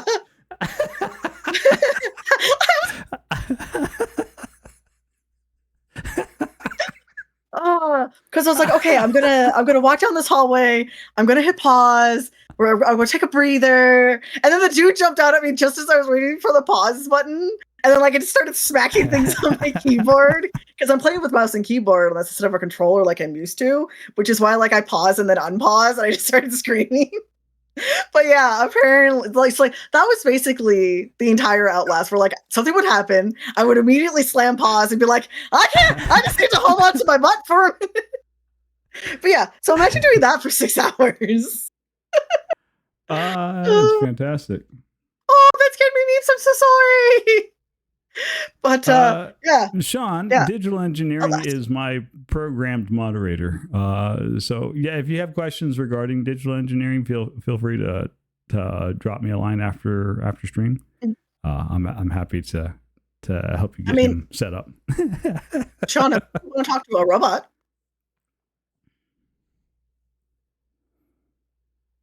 But yeah, that was Outlast. I am still currently editing that because I'm a very sensitive being, so I can only edit Outlast during the day, and I could genuinely edit it for like 15-20 minutes at a time. But it will eventually be up on YouTube, so you can see me screaming in not real time, but in a slightly edited with, most of the screams a little leveled out so they don't blow your eardrums. Right. The stream was only 3 hours long. 6. They're going to 6. Okay. They're going to whittle it down to just the funny parts where they're screaming all the time. So expect YouTube video to be 5 hours and 59 minutes. You know what? Actually, because I take a 5-minute break every hour, it'll be 5 hours and 40 minutes. But yes, otherwise, where'd my son go? But yeah, it was like, don't get me wrong, I really enjoyed myself, and chat just had the best time, just laughing at me and clipping stuff, and there have been so many quotes that were made that day. Well, man, when I was done that, I literally just like curled up on the couch, and I was just like, that's one of those streams when you get done with that. So next time, Gremlins, you decide you want to do a terror-filled evening. Yeah. We have a group here in the den called the Terrified Troop. It is a collection of us that scream our bloody heads off and play horror games together. Oh no! Oh, that would be delightful, but also terrifying. It is absolutely such chaos. Yeah, because like I haven't played a horror game in co-op before, because like I've only played 2 of them. Oh, camera, why are you funky? Is it because the sun went away? So sorry. There we go. That's a little better. Yeah. So Brother Fjord is one of our members. Zodicus is also one. I'm one. DM Cerberus Official is one. Like we'll get together and we'll intentionally do. Oh, SCP was extremely stressful. Oh God, that would be terrifying. Yes. I was thinking like Phasmophobia. So we had Phasmophobia. Like I'll be honest with you, Phasmophobia doesn't scare me. I laugh like an idiot through the whole thing because it's not. No, so Phasmophobia is all about atmospheric terror, and atmospheric terror doesn't do anything for me. Mostly because you have to really jumpstart my adrenaline system in order to get a scare out of me. Yeah, no, that would work a treat on me. It would just be like there would be like a creaky door, and I'd be like, no, and then like you would just come upstairs from the basement, and I would just scream out of the house. Just be like, come on, I'm gonna sit in the truck. I did 9 years as a rescue squad. I was a paramedic for 9 years, and so I'm used to high adrenaline. So if you want to get a reaction out of me, it really does take that like a jump scare. Yeah, which is great for a paramedic, and like when you are responding to like an emergency, you want to be like calm, cool, collected. But that's definitely not me. I'm not calm, cool, or collected. I am screaming in the truck. So that's why I said you'll fit in just fine, because Serb runs around screams all the time too. Like if we did Phasmo and I come up from the basement, ha ha ha, making a lot of noise or something like that, Serb would be right behind you, following you right on out the door. Absolutely. We pick these games where we can, like we did content warning a couple weeks. You had mentioned content warning. That looks like a lot of fun. Scary. Right, it's a lot of fun. It's slightly, it's marginally scary. It's lightweight scary. Like there are points where it can be truly terrifying if something jumps up behind you and grabs a hold of you and does something. You're like, oh my god, okay, that shocked me. but for the most part, you can see the stuff coming, so it's not really as you're playing your video game, right? So it's not Yeah. completely. It's got enough jump You scare say that I moments can to. see it coming, but I'm also really short, so I don't see a lot down here. You'll be fine, I promise. But we had such a good time at that. But we had proper screams and yelling too. Like we like, oh my god, we ran around. So there was just enough. There was enough. It's not bad. And then there were a whole lot of, oh my, did you really just do that? Well, I mean, with the crew that we're running with the terrified friends, I mean, I'm not surprised that there's some shake our head moments. Oh yeah, yeah. You should join us in some of those moments. It'll be good fun. Yeah, At least that way it'll be you fun don't and have to be terrified by alone. yourself, right? And worst case scenario, it'll just build my tolerance of scariness, and then I can maybe No, there's no play tolerance the for Outlast scariness. DLC. There's no tolerance for scariness. Well, I'll make sure that I have an extra drink with me for when I scream myself hoarse. Yeah, that I would suggest. Let's see, where were we? So right, we were talking about where you wanted to be in a year. Oh, yes. Yes, we went on a tangent. That happens So around here. It's fine. It's fine. what tangents? I don't even know her. So it's actually like, I don't know, kind of cliche to say that I Tangentially have speaking. to say that I have a 5-year plan. But I Mhm. definitely had a 1-year plan when it came to streaming because I had my very first stream on March 31st, 2023. Because it was a little over a year ago now. That before my 1-year anniversary of streaming, I wanted to be affiliate, and I became affiliate on May 18th. So barely 2 months later. And then I was like, okay, so it's been like 2 months. I'm affiliate now. Let's reevaluate. And I was like, okay. When I hit 1 year, which I adjusted to be like my 1 year anniversary, I want to, or not my 1 year anniversary, my 1 year affiliate anniversary, which is now in Mhm. May. I was like, cool. It would be really, really cool to get to 100 followers. And I am over 400 now, and I've been streaming for 14 months. So it just blows my mind just how wonderful and supportive everybody has been and all of the friends that I've been able to make. But as far as actual goals go, I would like to be either partnered or well on my way to being a Twitch partner before I hit 5 years. So in a year from now, I would like to be on my way there. That's fair. Yeah. You So know, at least there's goals. So you have goals of doing this a little bit longer term than just mhm. as a hobby. Then. Yeah, because I mean, I talk about this relatively open in my stream, but I live with several chronic illnesses. I have a bunch of brain issues that makes it so that it's very difficult for me to hold down like a traditional job. Hmm. I used to work in social work for a long time, and that's Oh well, actually what I went that did to. it. That did it right there. Social work.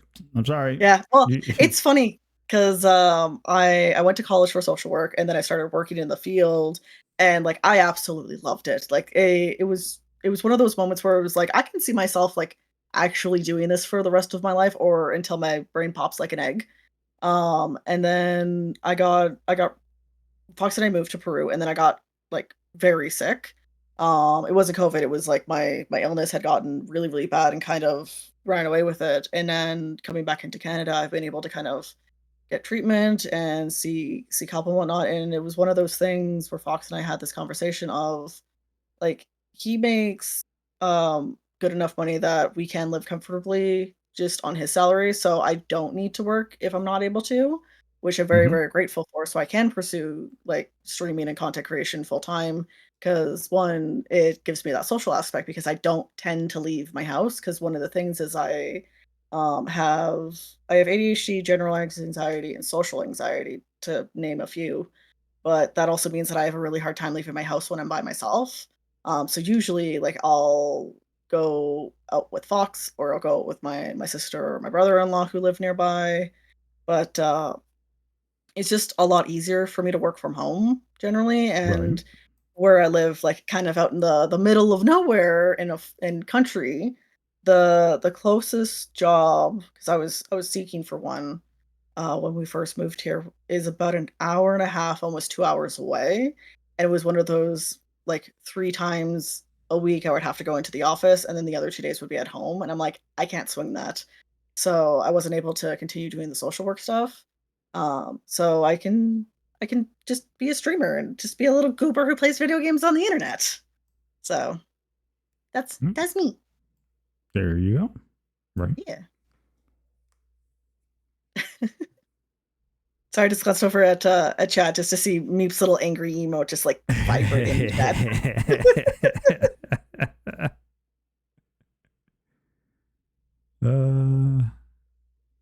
What if you scream yourself pony? Oh, tangerines. No, submarines.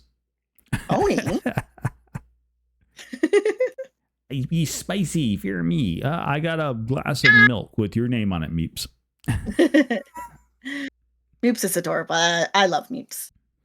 Let's see. Spork would like to know Gremlins. Oh, no, never mind. That was just a comment that Spork stuck in there by accident. Spork not following the rules. Tisk tisk. It's fine. It's fine. This is why we do this. Where I'm like, no, I'll read the questions. Don't worry about it. Right? Yeah. I mean, don't let him get away with it though, because then he's gonna do it again. Oh my god, I think these are Only cookies. would like to know: Is there a game you'd love to stream, but just couldn't bring yourself to play it? Is there a game that I would have loved to stream but couldn't bring Is there a myself to game do that it? you'd love to stream? Like, is there a game that you would like to stream, but you just can't bring yourself to do it?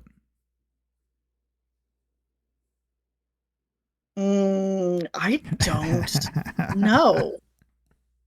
Because generally speaking, when I say that I want to stream this game, I generally do it. I think the closest to that would probably be Baldur's Gate 3 because I really want to like I own Baldur's Gate 3. I've started a playthrough. I'm like 8, 9 hours into it because I didn't know when I first got it because I got it as a gift from a friend. Mm-hmm. Because the original plan was we were gonna do some co-op together. And I was like, yeah, sure, I'll like we'll do some co-op and we'll play it and we'll see like if this is a kind of game that I would like to stream. And their life got super busy. And we never did end up doing the co-op. And it's like, I really like watching other friends play Baldur's Gate 3 because like I've seen Razzle Riley play it. I've watched a couple of other friends' VODs, but I've owned it for like 2 months after it got released. I still haven't streamed it, and I don't know why. Like, maybe it's just because I just keep it but, like, I also don't play it in my off time. It just sits on my desktop being like, please, I'm installed. I would be really, really fun to play." So it's just like, is it because of all the backlog? Is it just because I just don't wanna? But, yeah, I think Baldur's Gate 3, I would love to stream it. I just haven't. I don't know why. Well, we do a Baldur's Gate 3 here every Sunday. Mhm. And I watch it, and it's always a gas. I have no idea what is happening story-wise, 'cause I make a point to not, like, put story elements in my brain so that when I do get around to playing it, I can be like, "Oh, I need to answer this way," because when I was watching Nori and crew play, it was this. But it's like to it's always such a fun time watching y'all do co-op. to be fair, we've not been very good at doing the story either since we keep blowing up everywhere. To be fair, your story you go around and blow things up. That's just how it works. We don't need a bad guy in the game. We're our own worst enemy. We are the bad guys. We are the baddies. But yeah, Baldur's Gate just seems like a lot of fun, but I just haven't. I just haven't gotten there for a little while. Well, that's So fair. excited. We That's got this fair. big piece done. Yeah. Many pieces to do. Let's see. Spork would like to know what would you say is your favorite hobby? Oh no, Spork, don't make me Night pick only. one. Good night, only. Thanks for hanging out. So again, it's one of the things that my ADHD brain does is that I basically hop from hobby to hobby to hobby to hobby. And whenever my brain's like, oh, that looks like a fun activity, let's do this. Let's learn everything about this thing, get another hobby, add it to the collection, and then skitter into the darkness. Because I am an amateur writer. I also read, I knit, crochet, cross stitch, quilt, sew, stream, and do video and audio editing. And I also do art, both fine and digital. Because every single time that I find something that interests me, I'm like, I need this. Oh, and I also am slowly learning how to code because that seems like fun.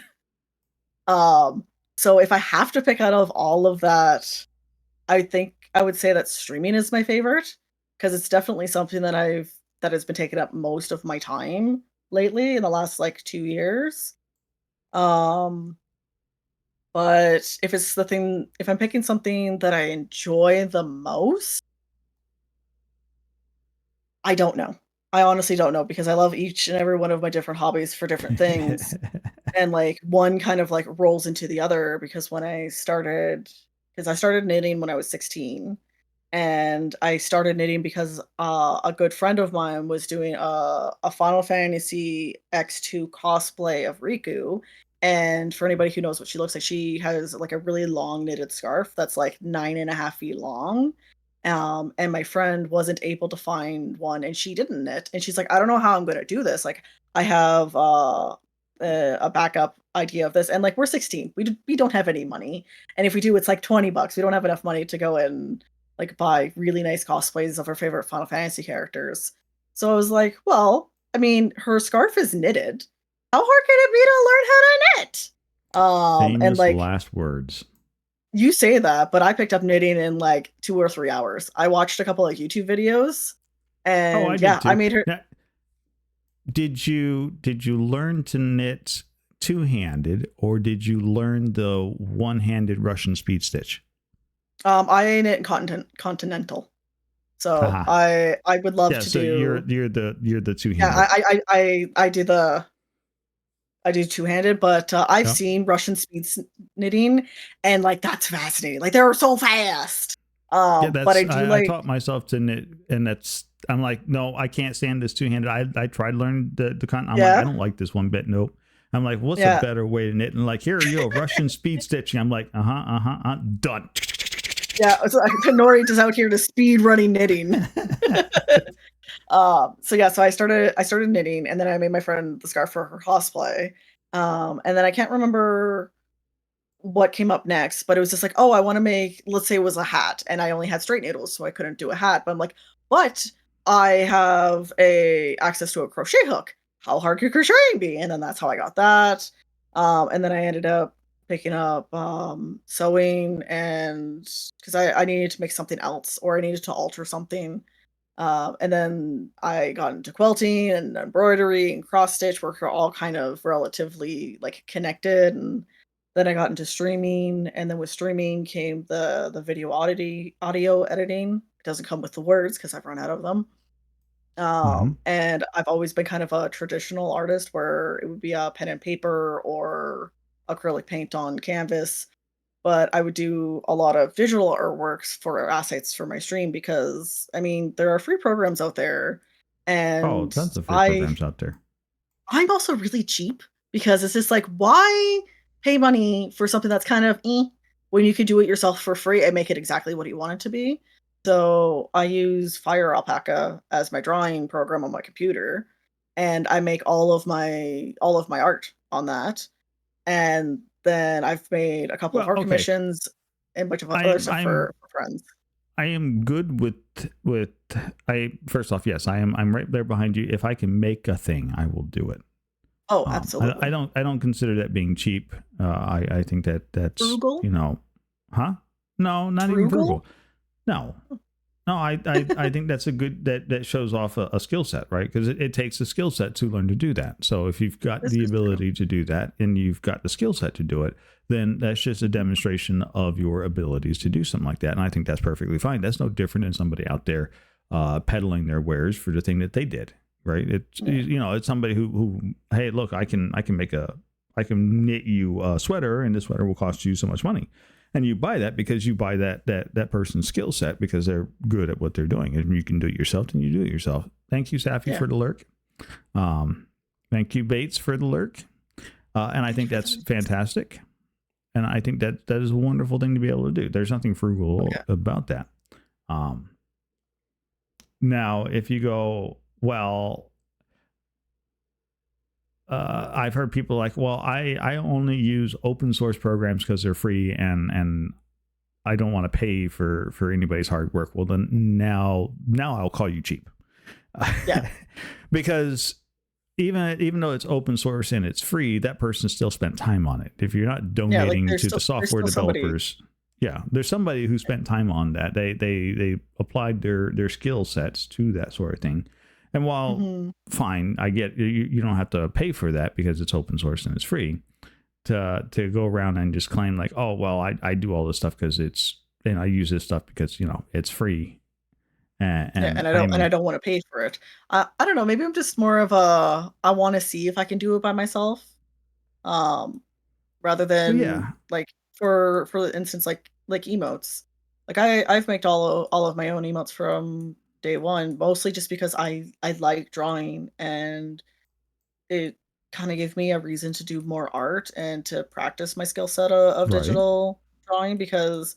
I'll be completely honest. When I first started doing the digital drawing, what, you've been lying to us. Dun dun dun dun dun. My art has improved leaps and bounds. But when I first started doing it, like I would draw something, and I'd be like, "Okay, this is supposed to be a cat.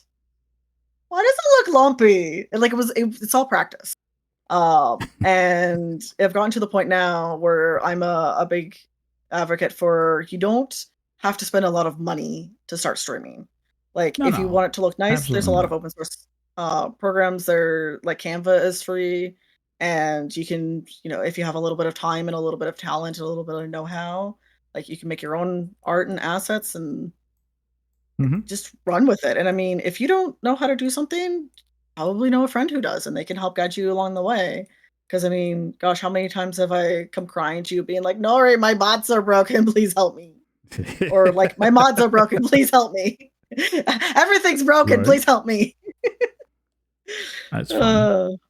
I keep telling them, like, that's fine. But you got questions? I'm here. That's fine. Okay. Come ask exactly. Because, so it's just like, I have a lot of, so going back to the question, I have a lot of questions. Oh my God. I have a lot of hobbies and no brain cells among them. But if I'm ranking them, not a single one. I think. Tostada. Oh my God. I'm just not. I'm not even going to engage. I'm moving on. But if I have to pick a favorite one, I think right now we'll probably be streaming just because it takes up the majority of my time. But like I've had the majority of my hobbies since I was a teenager, and I'm 20. No, oh God, I'm not 20. I am 33. Good Lord. So I've been doing a lot of these hobbies for a very long time. They're not new. Streaming is the new one. That's okay. Gremlins, I was going to tell you, you don't look a day over 40. No, I'm just kidding. Well, I mean, I will take that compliment in another 27 years. I'm 2013. Yeah, I'm 2013.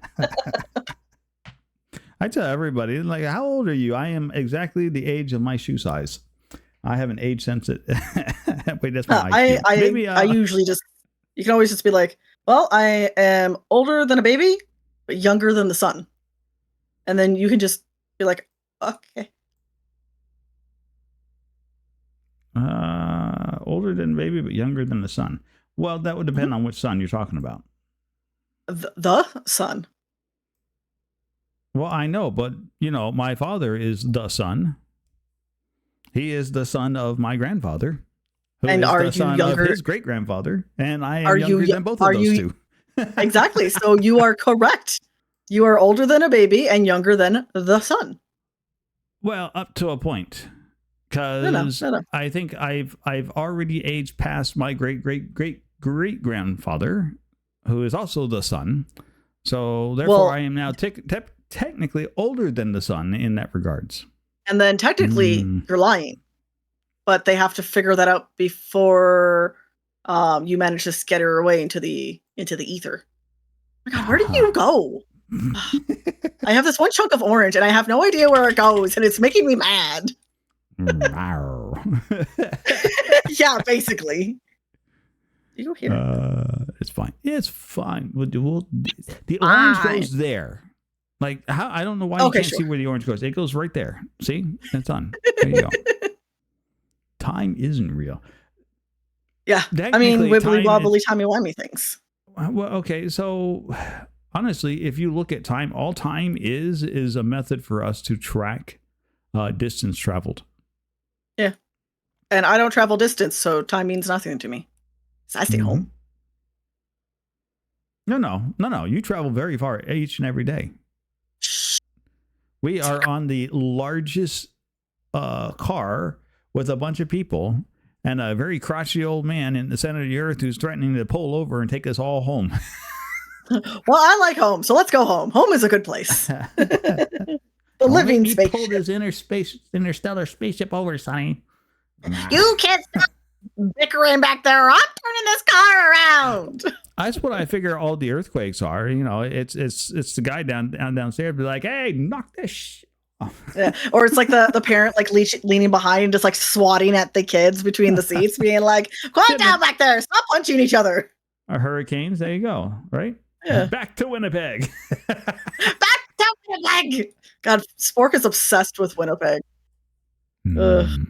Oh, Sporky Beans. Oh, I found this piece. Oh my God, I've been looking for you for like an hour.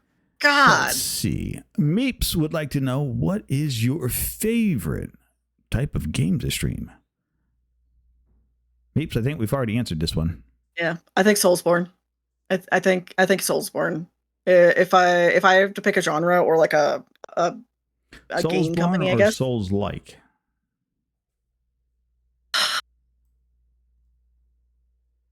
Okay, if we're going through of all of the games that I have played that are Soulsborne and all of the games that I have played that are Souls-like, I would say Soulsborne. So the Dark Souls, Demon Souls, Elden Ring, Sekiro. Those are Souls-like though. So they're Souls. Those are Soulsborne. Those are considered the Soulsborns because they're made from software. So instead of calling it like the Dark Souls and Bloodborne series, because this is apparently a nickname that was dubbed before Sekiro and Elden Ring came out. So they just kind of like smushed everybody's name together, and it's like it's a Soulsborne now. And then I've only played 3 Souls-like, which are like Dark Souls-like games, not made by FromSoft. And that was Lies of P, Steel Rising, and technically Mortal Shell, even though I haven't finished Mortal Shell yet. But I really, really, really, really loved Lies of P. It was my game of the year for 2023. But if I can only have one or the other, if I can only have pie or cake, I'm picking Soulsborne because I love those games. They're my favorite. Honestly, it just says, what is your favorite type of game to stream? It doesn't. I don't think it's either or. So you can call Soulsborne or Souls-like and be like that. Okay. That's what I like to stream. Period. Done. Yeah. Because generally speaking, all of the games that I do stream kind of fall into like the same kind of 4 categories, I guess. Because generally I do try to have like an RPG story type driven game. So like Final Fantasy. Oh God, I can't remember any game that I've ever played. Final Fantasy. Oh my God. And Final Fantasy and yeah, that's literally. I was like, I mentioned Final Fantasy. Yeah, that was literally what I was like, okay, so like Final Fantasy 12, Final Fantasy 7. I'm like, wait, those are the same. But basically like an RPG long game. Because after Final Fantasies, we're also going to play like Octopath Traveler. And then I usually have like a Souls game. So that's like the time slot where I put Elden Ring or Lies of P.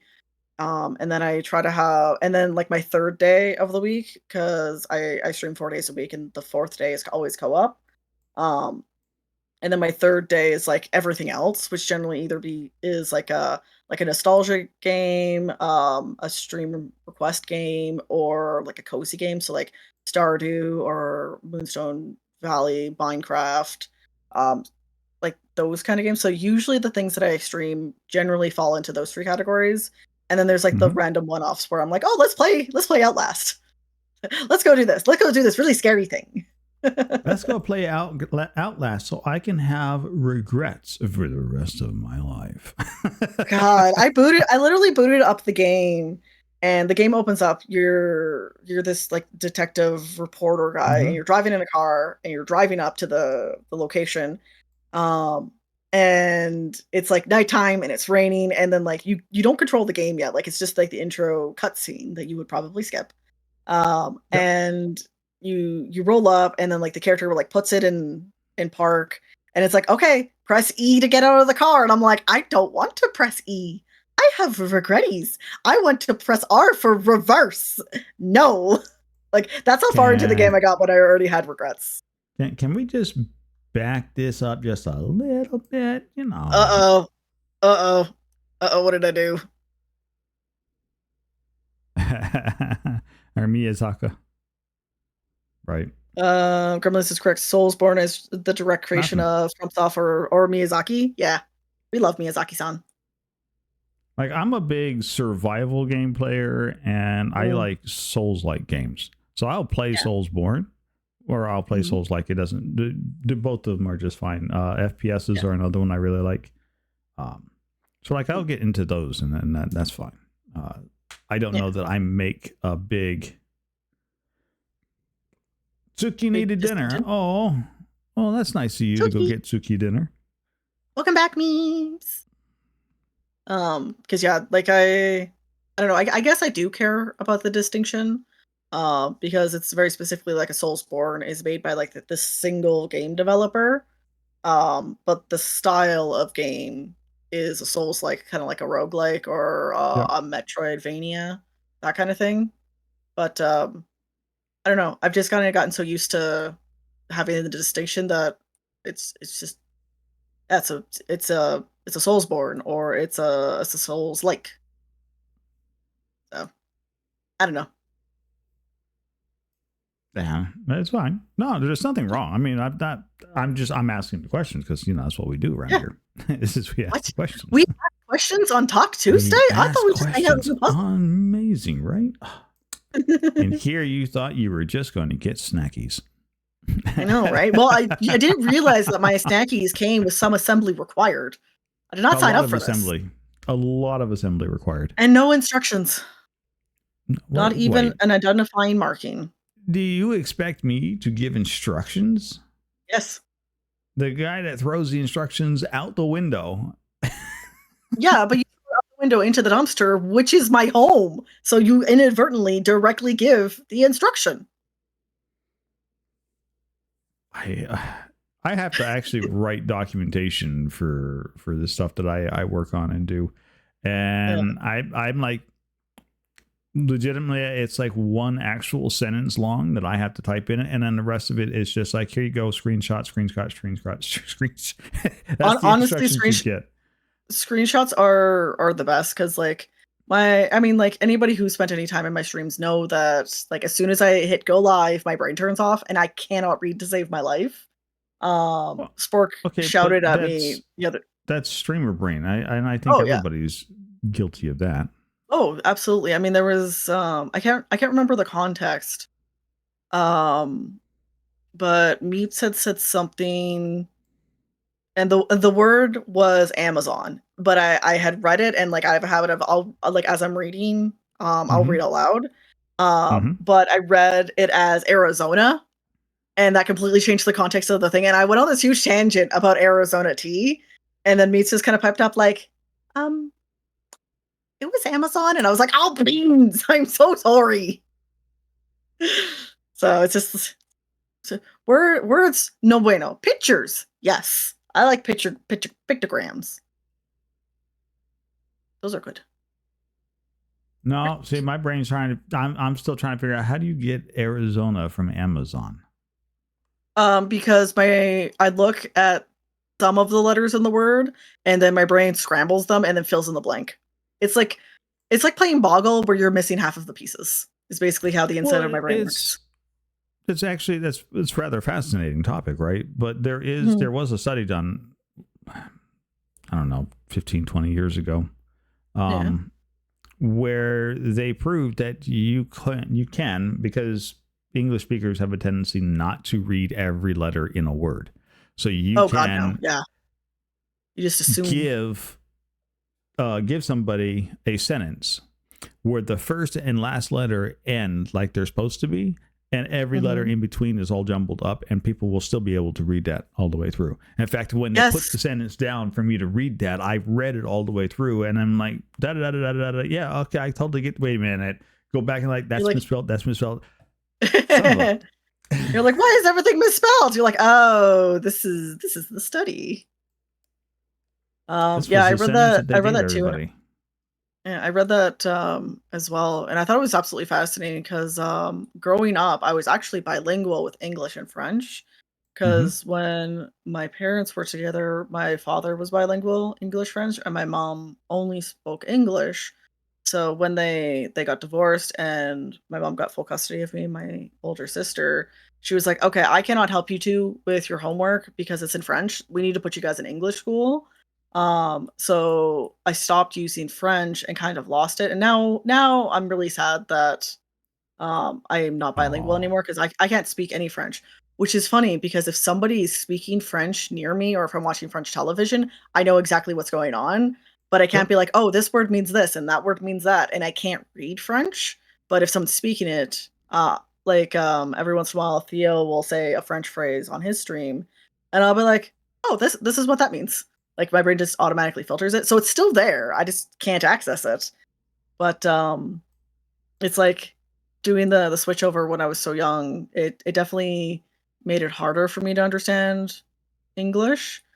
But it was really interesting to see how like English speakers read differently compared to other languages. And that study just proves that you don't need to have all of the letters to kind of understand it. But my brain likes to play Boggle with it. Is Canada real? No. Canada's not real, cat. It's fake. It's like Sweden. Is it real? Is it really? No, it's not real. It's just snow up here. You don't want to come here. It's bad for your health.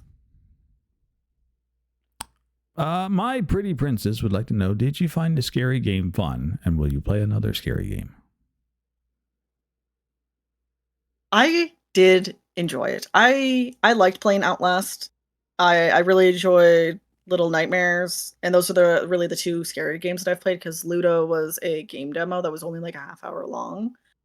And I will probably end up playing another scary game again. Usually I'll probably play it in October for Halloween. But I'm definitely not going to be like a horror game streamer or somebody who's like, all right, it's Wednesday, time to play a spooky game.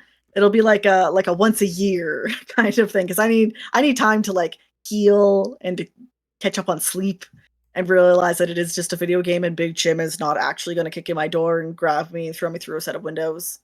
But I would be open to it, but probably not until the fall. For those who don't know, if you look up Outlast, the dude who's on the cover, like the big scary man, Big Jim. He has a name. I don't know what it is because I was terrified. I have a default name where I call everybody Jim, like all of the NPCs, all of the baddies, everybody is Jim. But that man was large, so he was Big Jim. He was Big Jim, and he was coming to get me, and he got me, and he scared me. He caused serious and long-lasting emotional damage. Honestly, there was a. You know what? I will pull it up. I think I have it right here. Yeah, I guess I still have it open. Yeah, here we go. But this one moment here with, come on, copy. There we go. Where I'm trying to like bait Jim to come around a corner, so I can run past him. And he catches me, and like the sound of his like thundering footsteps is forever like encroached in my brain. And now whenever I hear like people walking in boots on like a rattly floor, like I'm like, oh god, it's Big Jim. But I'm like in Walmart. Ear warning, heads up. I'm so sorry.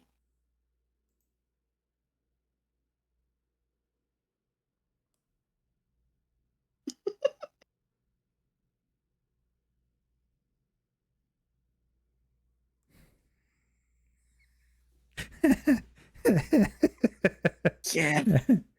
Hi, Yeah. Jim. Jim didn't like my song. But yeah, I was trying to like scamper through the little hole there, and he was like, "No, you don't. Come here, you." It was very scary. Oh, heads up. We have another raid inbound. Bates Raiders, Blogs is raiding in with 14 viewers. 14 friends. Welcome in, friends. Welcome in. Eeps. Eeps. Oh, it's the Eeps one. Oh.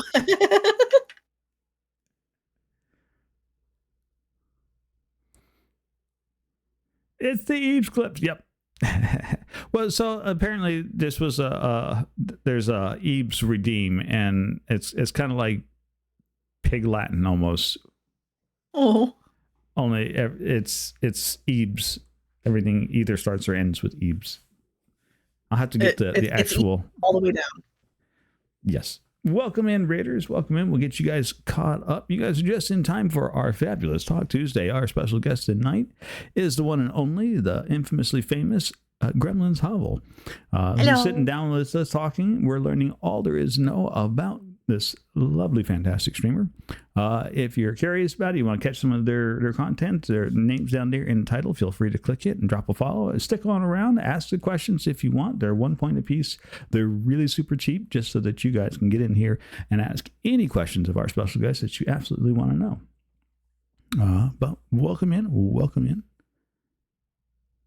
Hottie. Yes, we have a hottie potty. We have all kinds of fabulous, fantastic people out there. Yeah, so many friends. So many, right? And also, we're also doing a puzzle if y'all want to join. Yes, exclamation puzzle. We'll get you a link to the puzzle. You're welcome to dive in and do some puzzling. Let's see. Spork would like to know, who is your favorite musician? I would have to know musicians to answer that. Or means, because I don't know. Like, I listen to music and like I can recognize songs, but I am terrible with names.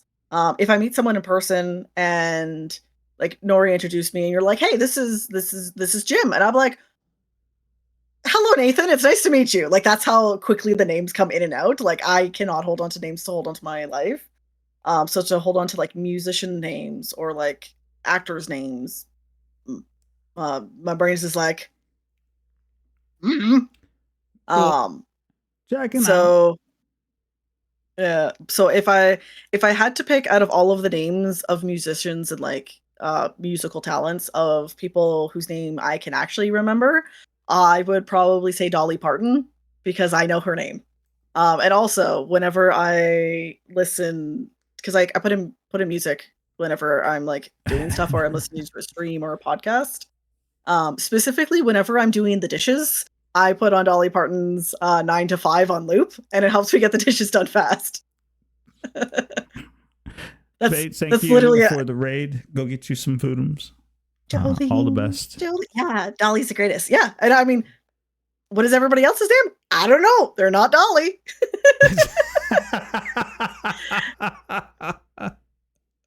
But like, it's funny because I have like a Spotify playlist and a YouTube playlist, and like it tells me like name of the artist, name of the song.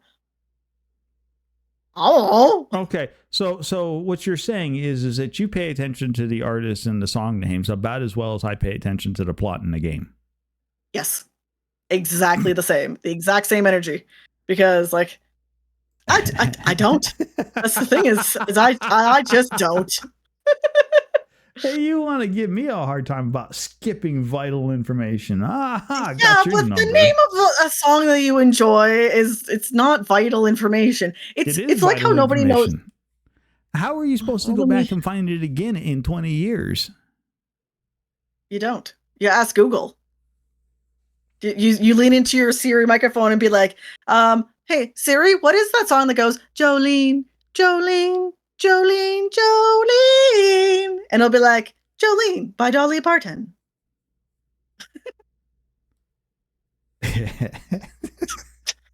Tell me I'm wrong. I'm like, yeah, let me go to Google. Hey Google, what is the song that goes da da da?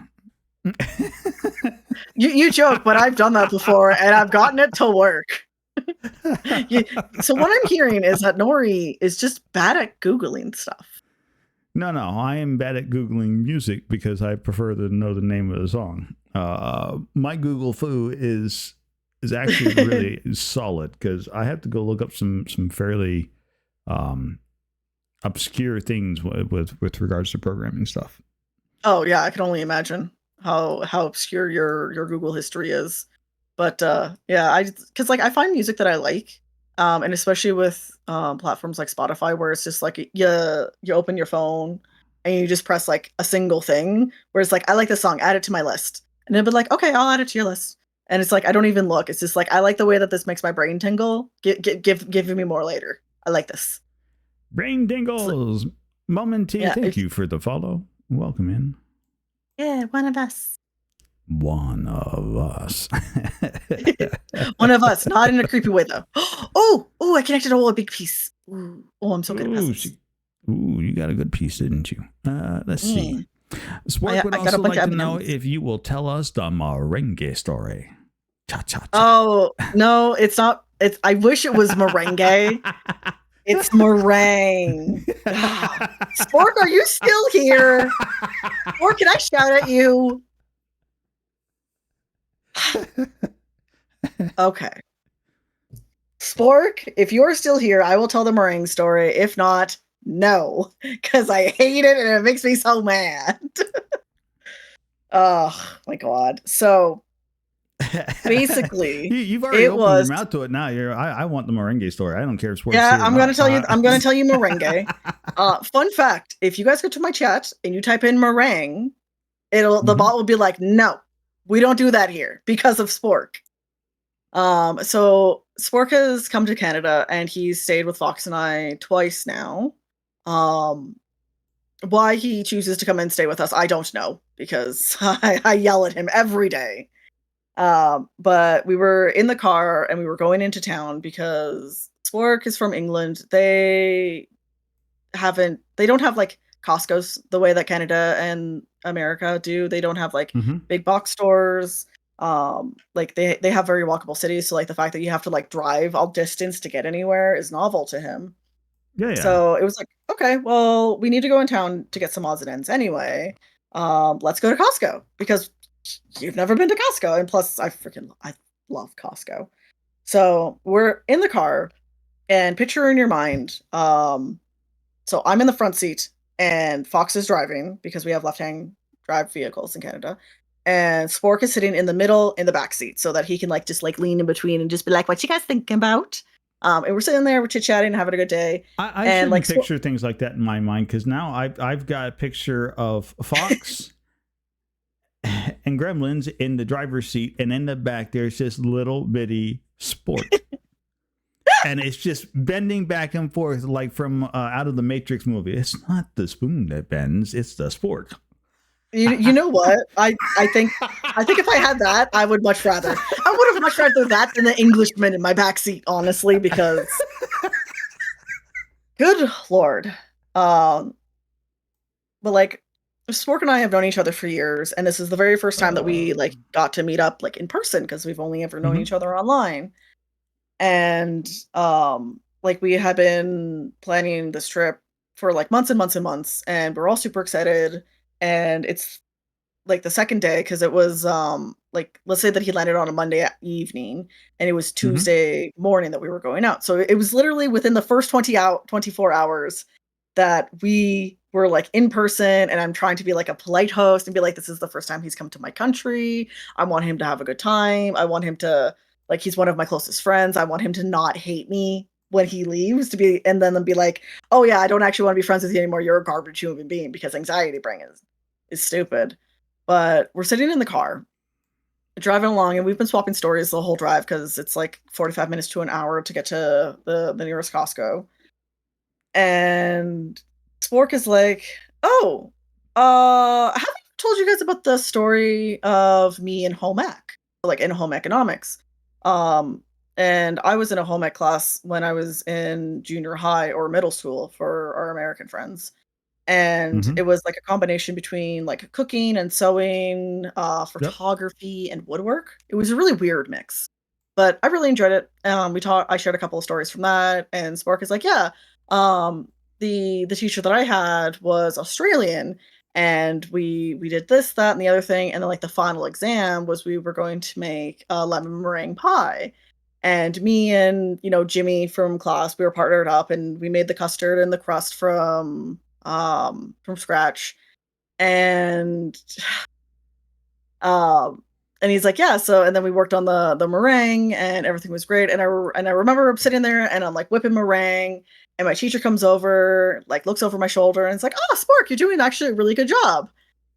And then Spork, with the perfect delivery, was like, oh, thought you Australians usually boomerang.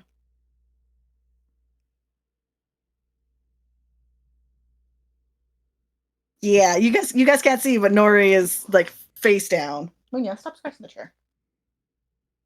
So this entire story was fabricated. It was a lie. And yeah, so I realized that I had been had, that it was a joke. It was like a 10-minute setup for a joke.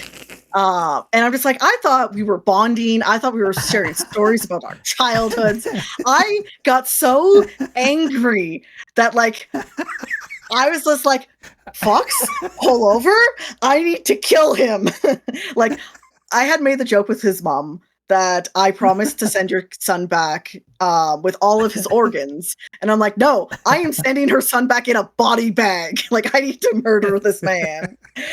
And like, I had gotten so angry.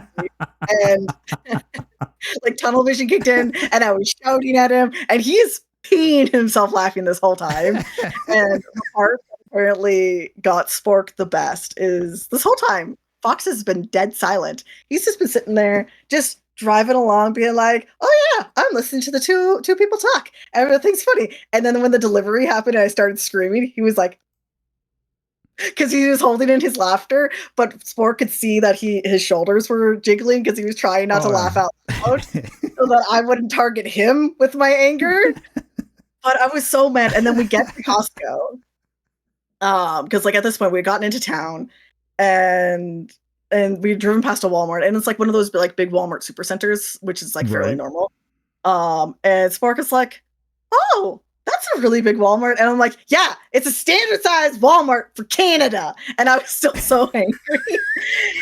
And we got into Costco, and I got out of the car, slammed the door, and I'm just like, I'm leaving you here. You're not getting back in my car. I'm going to Costco. God, and that was like 3 years ago now, and I'm still so mad about it. She's very salty about it. Yeah. So They're very salty like, about it. yeah, boomerang, meringue are banned phrases in my chat. I've straight out banned any kind of meringue from my house.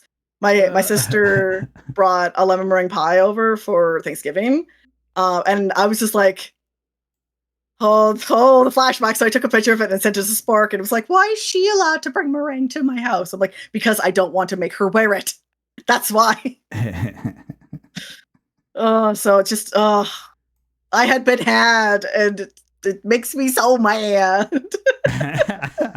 But that's the meringue story, and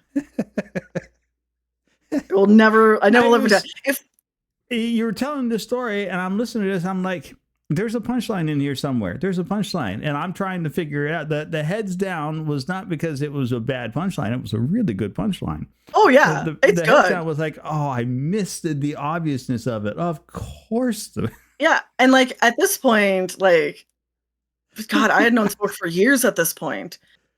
And like most of the time, I'm pretty good at knowing what he's trying to set up for a joke.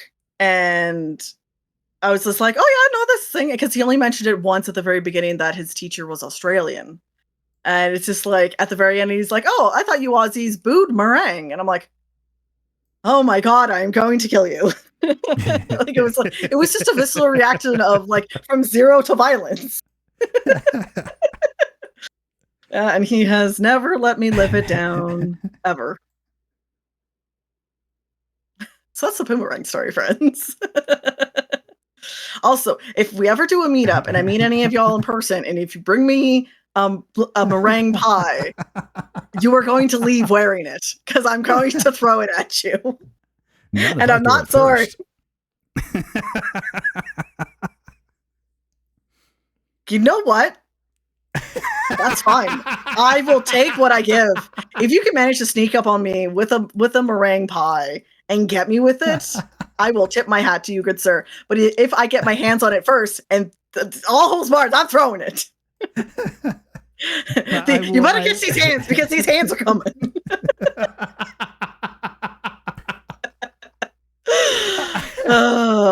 I will tell you that Squirrel has learned his lesson when dealing with me, which is don't put it out in the air if you don't want it to happen.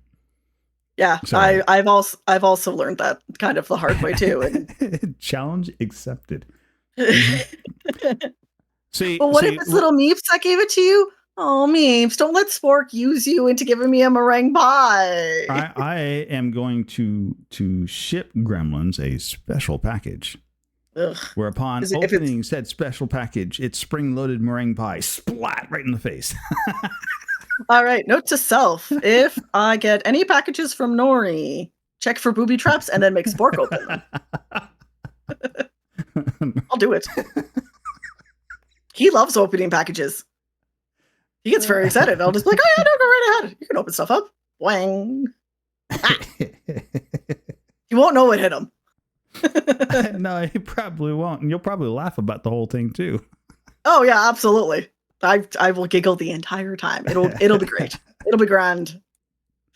It's such a good time. Yeah. That's a fabulous story though. It's a good story. Yeah, it is a good story, but every time I tell it, it makes me so mad. Wow. And Spork isn't even here for me to shout at him, because he had to go to bed like a responsible adult. Well, that happens, right? Meeps. Yeah. Meeps asked the following question.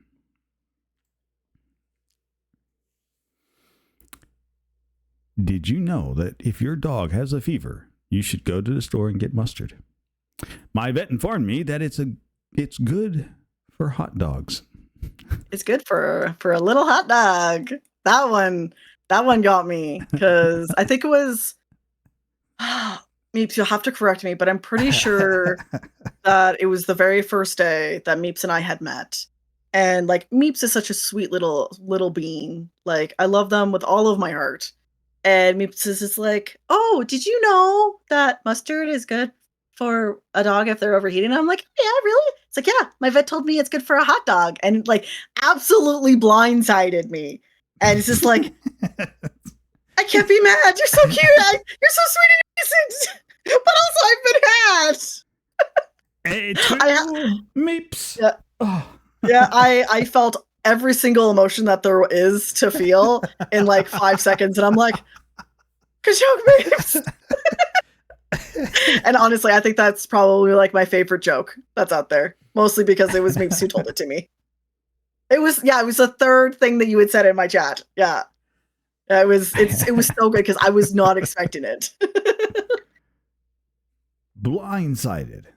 Yeah, blindsided. Like, was not expected. It was heckin' bamboozled. My boozle was bammed. Just the baby. Just a baby. No, we'll give this baby a gun. Not one bit. When you can deliver lines like that and drop it in, I don't think you're a baby at all. I would call that a sweet bean. tactical, practical Joker. Yeah, I mean that is yeah, absolutely. Where's this puzzle piece? I do an awful lot of practical jokes. What? Like it's a love language in my family, right? Oh yeah, absolutely. If we're teasing you, it means that we value you. We think that you're worth the time and trouble. Because to do a good joke on somebody, it takes time, it takes commitment, it takes energy, and it takes planning. Yeah, those are all the good things for a good joke. Yeah, and so if you are going to play a prank on somebody, then it should involve all that energy, and therefore it shows that you care for the individual in question. My uncles are famous for playing practical jokes on each other. Like there was a Christmas where my uncles are both in house building. One's a roofer, the other's a carpenter. And so the carpenter uncle was telling the roofing uncle, he says, I found a way to run wire in a house now. It takes me 30 minutes and I'm done. Fantastic new way to do it. And so the roofer uncle's like, okay, how are you running that? He goes, it's very easy. I take this shotgun, I stick the wire in it, and then I shoot it through the wall. He goes, you just got to make certain not to pack it with too much gunpowder. I did that the other day and blew the wire from one side of the house all the way to the other side and stuck it in the tree on the other side of the yard. My roofing uncle was out in the backyard trying to figure out how to do this. No. Oh my God. You've unlocked a core memory. Oh my God. One, your uncle, like top tier, so good. Oh God. And I wish this was a joke, but that was a Christmas story. Honest. Yeah, I do not underestimate the uncle, but that actually reminds me of a practical joke that Fox had played on me. God, it was probably within the first week that we had met. So good job, Fox. I approve. So Fox was in like he was working for the same kind of job that he is now, just a different position. Yeah. But for one reason or another, and read into this however you would like, but for one reason or another, Fox was telling me about how they were digging a hole in the ground. And I was like, oh, how like it was like this big by this big by this big, and it took like 6 guys this much time to do it. I'm like, oh, that sounds like really fast. Not keeping in mind that I'm just a tiny little human and it takes me forever to dig a hole. And like there was like 6 like fairly fit strong dudes just like shoveling, just like being like, I don't want to be here in the sun anymore. Let's quickly bury this body and let's go. So I was like, oh, how'd you guys manage to do that so fast? And he's like, well, we have this fancy dancy new shovel rifle that we use. Because apparently he had found this picture of somebody like I don't know the story behind the picture, but there's a dude who's like down on his one knee with like a bazooka on his shoulder. It was like a long tube with a shovel stuck into the end, and he was like, "Yeah, this is how you dig." Yes, you know the picture. And he was like, "Yeah, this is how we do it. It's so fast." And in my brain, I was just like, "What?" And like he watched my brain short circuit for a second, and he's just like, "Yeah, I'm totally making this up." I'm like, "Okay," because it would just shoot the shovel into the ground. That wouldn't work.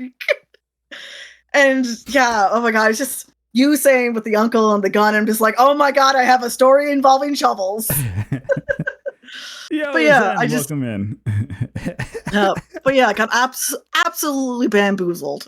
Like, God, it's a good thing that man is cute, because my God, I would have been like, you know what? I don't want to date you anymore, because this was like the first week that we had known each other. Yes, yeah. Yep. But yes, my husband, ladies and gentlemen. Food. I like food. Far Cry 5 has the shovel zuka. Ooh. Yes, the shovel zuka. Because yeah, it's I don't know. I would love to know the story behind that picture, but yeah, is just a dude like with a bazooka shell and a shovel shooting Okay. a shovel apparently.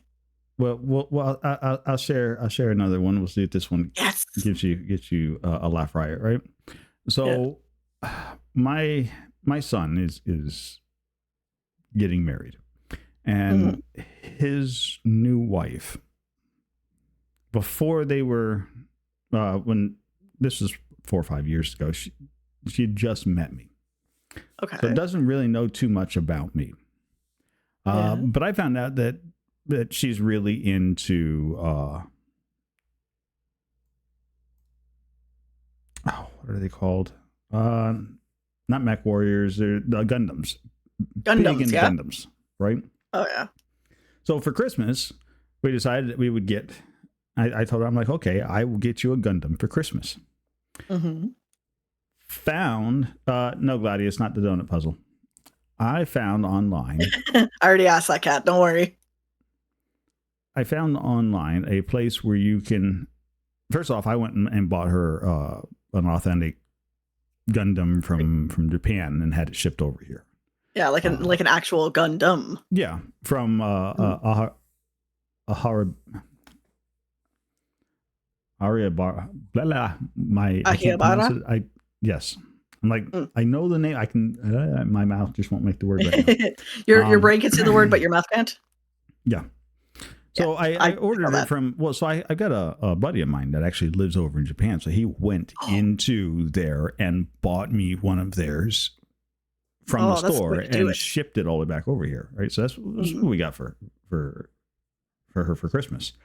Yeah. At the same token, I found online where they had a picture of this 20-foot tall Gundam that they were selling. Oh, I know where the story's out to $800 American. And so that's what I told her I was getting her for Christmas. And so I started $800 American really isn't too bad. I started fabricating shipments, like UPS tracking number shipments for like the arm, the hand, the leg, the torso, different pieces being shipped over here with these packages weighing anywhere from like 10 pounds to 200 pounds that are being shipped. Oh God. Oh my God, this poor lady, she's probably like, where the heck am I supposed to put this thing? It's going to be huge. So my son knew about what was going on. Yeah. At this point in time, she was still living with her parents. Oh no! So her parents found out about this. Question: and her mother were losing their minds trying to figure out where to put this 20-foot tall Gundam that's coming in pieces to the house. Yeah, because like 20 feet is 2 stories. Like it's large. The father calls me on the phone. He's like, what is the deal with this? And so I tell him the whole story. He's got tears running down his face. He goes, okay, so here's the address. Make certain that we'll do shipping. And he jumped in on the whole prank. Oh no. So dearest Papa got in on it. Oh, dearest Papa, no. Oh no. Both daughter and mother are having heart attacks trying to figure out where to put it, like staked out spots. Like we have 18 wheelers bringing in pieces. We are sending like schematics for train rentals, for crane rentals, the whole 9 yards. Like they're. Oh my God, Nori, you are evil. You are an evil with a capital E, but I love it. Oh my God. I could not. I couldn't even. So when I say, when we do a prank, we do a prank with a lot of planning. You do a prank. There is a lot of love, because that's an awful lot of work for somebody just to laugh like an idiot. Yeah, that's more than just like jumping out of a closet and yelling surprise. But like, oh my God. I would be so stressed. Christmas Day came. Mm-hmm. They came down to where I live at for Christmas, and so I handed her Gundam from Yeah, Akihabara. the regular sized Gundam.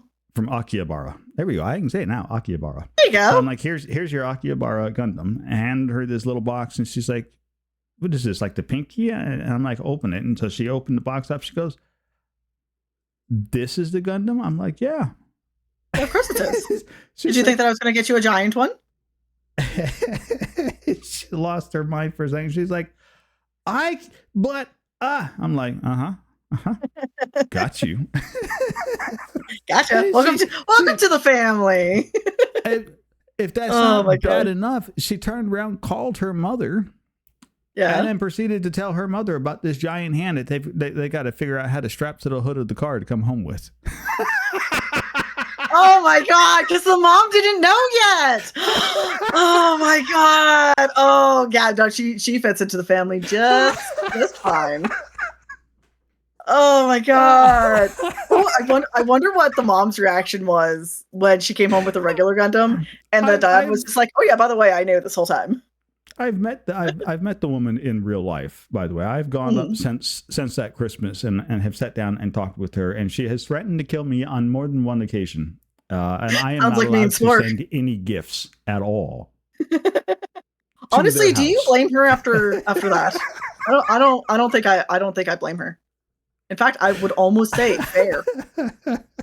Oh my God. The long cons are always the best pranks. They are the funniest ones. Oh yeah, they're good if they're done right. If Gremlin Dad ever jumps in on a prank, I'm reflectively throwing hands. You know what, me? Throwing hands. You know what? You can disrespectfully throw hands. I will not be mad. Oh my goodness, that's good. I know somebody who's really into Gundams that I might use that on, and they're not here to know about it. So there you go. Yeah, if you're gonna do a prank, have fun at it. Do it right. Make them actually sweat and squirm. For I think it was the better part of like 2.5 months that we had them all squirming over there. Yeah, months. Oh my God, that's just mean. I was like regularly just saying, "Hey, check it out! Here's a picture of them disassembling the bot." And I found the website where they put this thing together, and all I did was send them pictures of the bot in reverse order. Look, they're taking the head off. Oh, look, they're shipping the hand. Oh my God, that's brilliant. Oh my God, I love that. Oh, it's so good. Meanwhile, all I'm doing is proving the fact that nobody's going to trust anything coming out of my mouth anytime soon. Oh yeah, I've learned a long time ago to never trust anything that comes out of your mouth or Spork's mouth. And there are several other friends that I am very suspicious of. No, Squirrel will be the first one to tell you that they're always suspicious of anything I say. Oh yeah, absolutely. Fine. I'm pretty sure Squirrel has told me many a time to never trust you. Are you one of those people, right? Am I one of those people? Do you want to see where you are on the list? I got a list. I got a list. I do. I'm like reverse Santa Claus. And she's unchecked it twice. She already knows who's naughty and nice. Top of the list, Nori. Second of the list, Spork.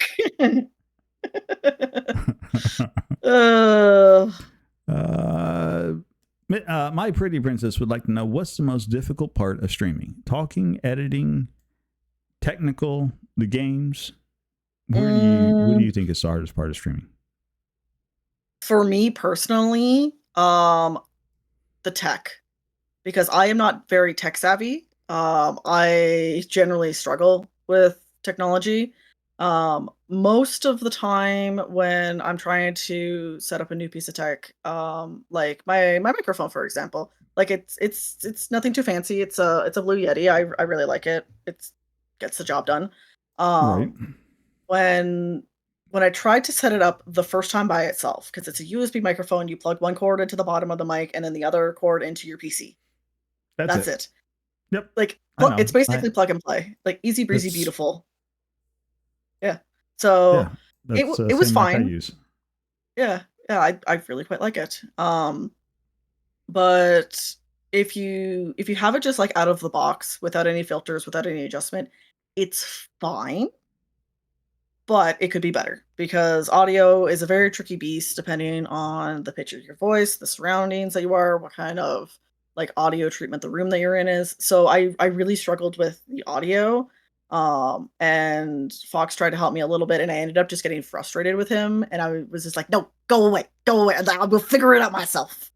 And I spent, I don't know, probably a better part of a week watching like how-to videos, reading articles, like reading stuff on like it's the theory of sound because I would go into the like I was opening up into like this world of words and I had no idea what these words are. Um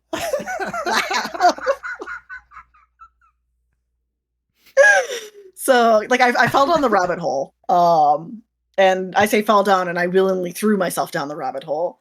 But I ended up finding it's called G Hub. It's like an everything kind of software that runs all of the products, and it also includes Blue Yeti.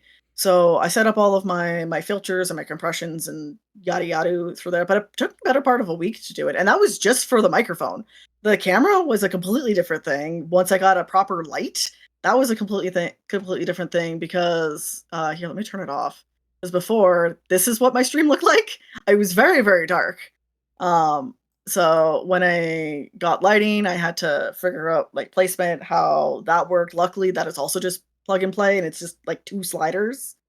But the hardest part for streaming for me has been figuring out the technology, figuring out all of the bots. That's like I really enjoy learning new things where it's like I want to do this very specific thing with my stream. I have no idea how.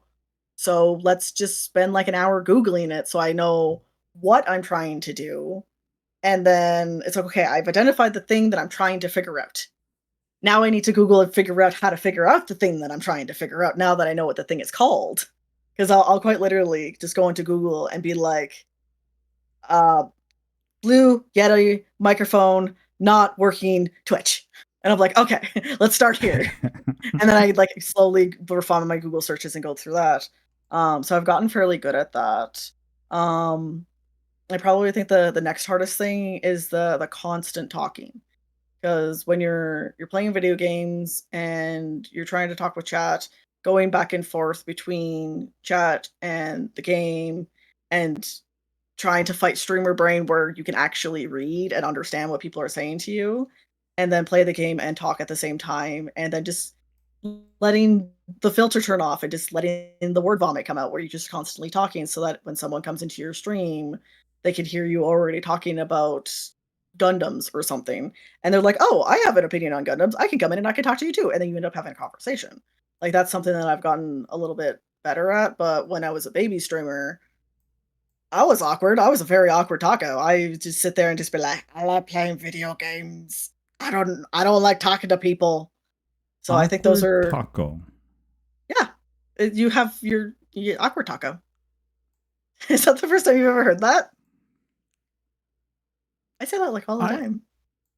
I can honestly say I have never heard the term awkward taco. Oh. Well, I am an awkward taco from time to time, but I think those are probably the I 2. am going to have to very much so pass on the mental image that comes out of the idea of an awkward taco, though. You know what? Fair. No. I'm not even gonna fair. No. Anyways, No. No. awkward cashew, but not awkward taco? Oh. I don't know. Maybe it was just a thing that was just in like my school because I don't know. Because you know what? Moving on. No. There's a whole story with that, but you know what? Moving on. But yes, those are probably my 2 things that were like the hardest for me when it comes to streaming because like video games I'm good at. I'm very good at like just I like playing video games. It's fun and like hanging out with friends. I And I've like kind of pushing the gotten buttons. I like pushing all the buttons. It's fun. I push the buttons and the lights turn on.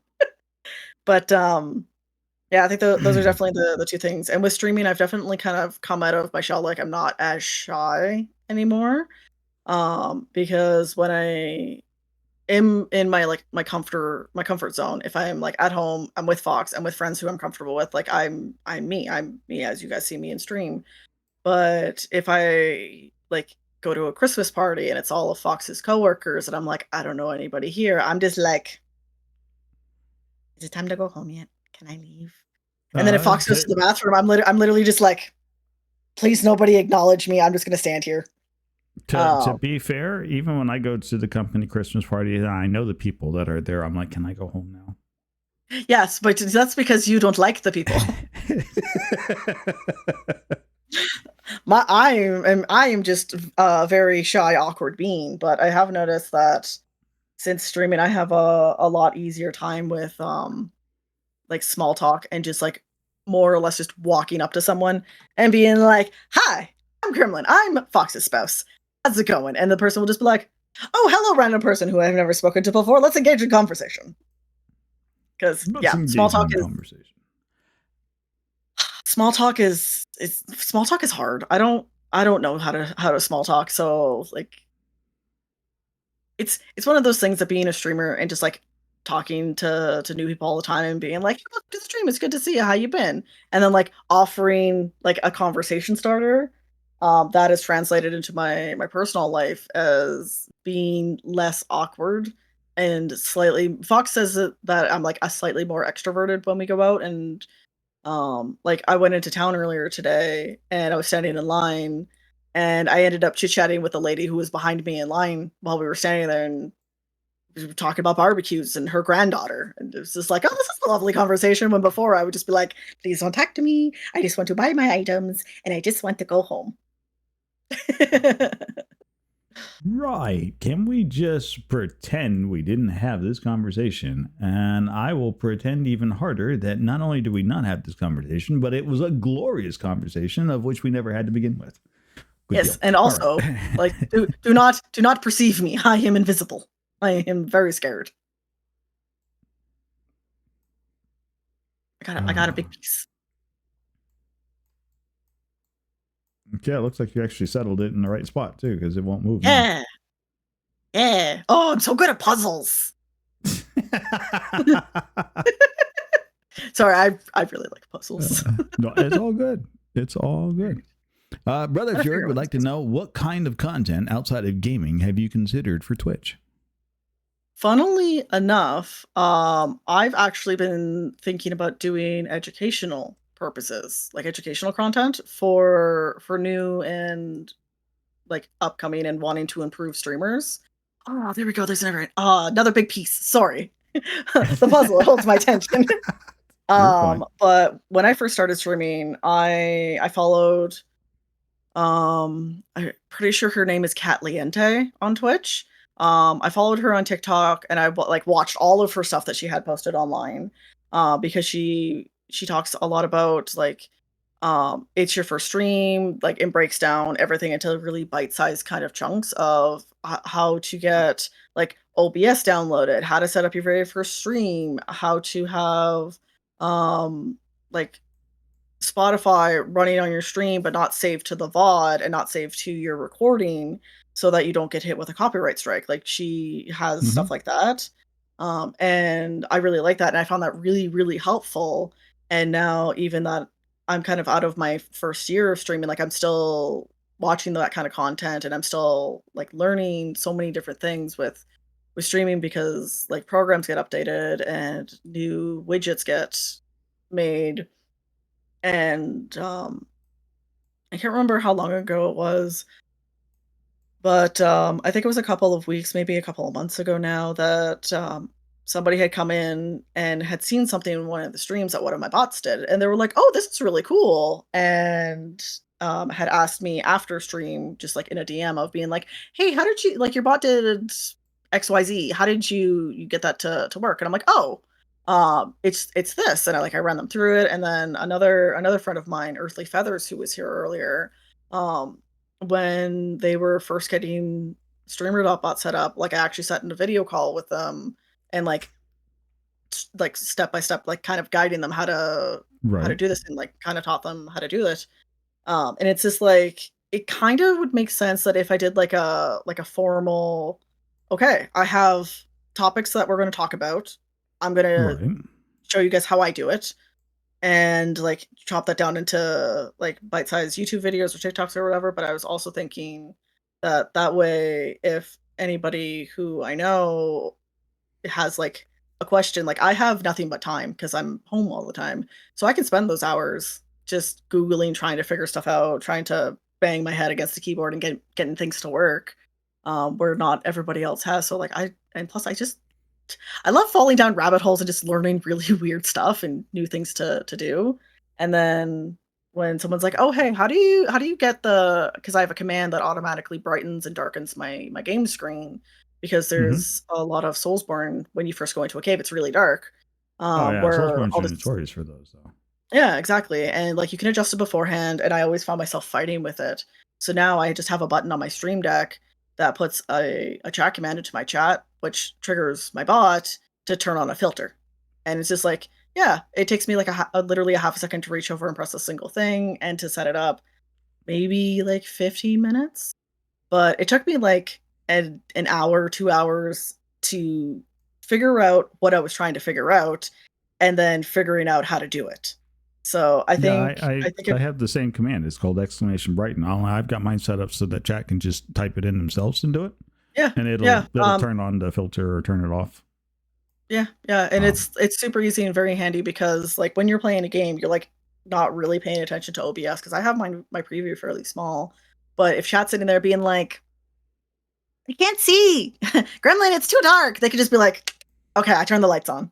So like it if I were to do anything outside of gaming, I would probably do I'd probably do like an education slash like how to. And then I've also been talking with again, I was talking with another friend because I talk to friends, weird. Weird, Um right? Wait. You have friends? I know, who No. wants to be friends with me? I'm such a weirdo. About possibly doing some like art and creativity streams because I am trying Nice. to do some more like art stuff and trying to find Please, excuses friend. to sit and draw.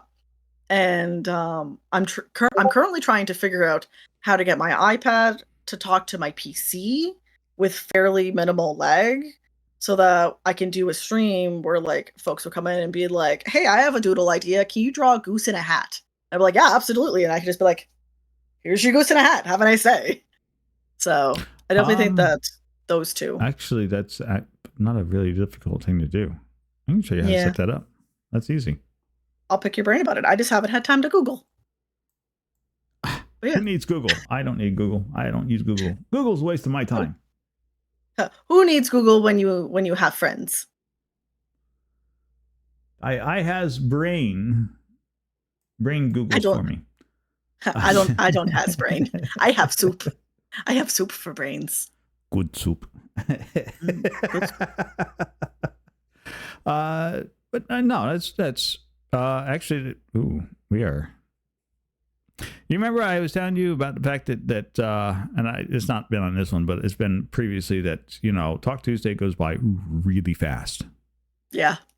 Yeah, we're at Super the fast. I feel 3 hour like we've mark. just started. We're supposed to be done. We're supposed to be wrapping up. We're going to run a little long, unfortunately. I hope that's okay with That's you. okay. Oh yeah, no, I basically I had stuff to do this morning and I've basically cleared my entire evening because I kind of figured that we would run a little long.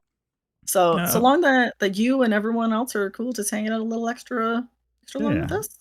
Well, we got a few more questions on the page here. I want Yeah. to try and get through. So we'll try to keep the Yeah. side We'll question stuff down. we'll speed run them. No, not speed run. I want you to give a good, complete response, right? But Oh yeah, absolutely. uh, but that being said, I might have some work for you later in the future if you want Oh to yes. actually do some content creation of that sort of nature. Oh yeah, I have absolutely. a personal pet project I've been working on that could actually use somebody who wants to sit down and be like, here's how you do the things. Yeah. Oh, that would be super fun. Yeah, definitely. We'll connect after stream, and you can let me know about your pet project, and I can help. Yeah, we can absolutely. All right. So that being said, zoop, there's the questions. I gotta stop playing around with the puzzle because this is. I really want to get the distracted. M&Ms done before the end of stream, and I'm just like, M&Ms. Why are you so Speed complicated? run. Gotta go fast. Let's see. So that was that one. Spork would like to know, if we were going to get a tattoo right now, what would you get tattooed on you?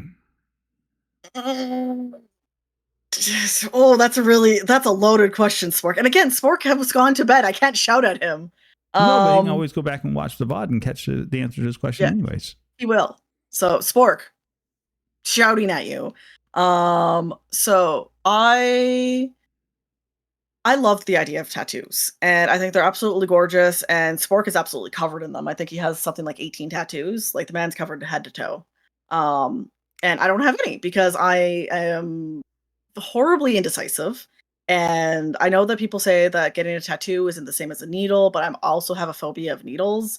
So the idea of many needles, like ding, ding, ding, ding, ding, ding, ding, into my like skin, like terrified no, thank you. of needles. So yeah, don't feel bad about that. Number one. Number two, if somebody tells you, oh, it's not anything like needles, they're like, I don't care. right and they're wrong all at the same time. First off, that the sound from that gun, like it's like so I have gone with a friend to watch her get a tattoo. A little buzzsaw. It reminds me of when you go to the dentist and they bring the drill out. Yep. And like that's the kind of sound, but it's instead of it being like in your teeth, it's on your skin, and I'm like, I don't like that. That gives me like a feeling. Vibrates your skin, number one. And I say that just because I actually have a few. Oh, so you know the feeling. Yes. I am terrified of needles. I hate needles. So I couldn't even watch when it was being done. Number two, it felt like somebody was vibrating and cutting my skin all at the same time. Oh, that's I don't like that. It's a weird sort of feeling. Yeah. I do not advise it for everybody, but first off, it doesn't feel anything like getting stuck with a needle. They are absolutely right. No. It doesn't feel like getting a shot. Like but it definitely doesn't feel pleasant. No, it is not a very pleasant feeling. Now, I've been told that the guy who did my tattoos was very heavy-handed, and that's why it hurt as much as it did, or felt the way it did. Yeah. Because they like pressed it, but still, I don't. Well, I have a plan. I got to go in and I got to go get cover up for this tattoo anyway. So I will be going back under the needle, under the gun. Yeah. Later on. But I'm hoping that the next guy I go to get it is not quite so heavy-handed. If they're just as heavy-handed, I may not be sitting down for it anyways. Yeah. Hottie! The hottie. Kat, are you going to get a tattoo of your little dancing dinosaur? Is that what that means? Because I mean, we all know how much Theo loves that dancing dinosaur. There you go. Right. But to answer Spork's question, if he wants you to get it. If I had you recommend me getting it? Oh my god. So if I just had to get a tattoo in general, Sierra. I have thought about getting a tattoo to commemorate my mom who has since passed, which would be it would be in like a mosaic kind of stained glass kind of style, maybe watercolors, because again, I'm indecisive, I'm not sure, but a hummingbird coming to a tiger lily, because that was her favorite bird and her favorite flower. And my mom's been passed for more than a decade now, and I still haven't got it because I'm just not there yet. So if I was going to get a tattoo, that one would be mine. But if I had to get like a matching tattoo with Spork, I don't know if he would want to get a commemorative tattoo for my mom, who he never met. So I honestly do not know if Spork and I were going to get matching tattoos. And if I was going to get a tattoo related to streaming, and I had to,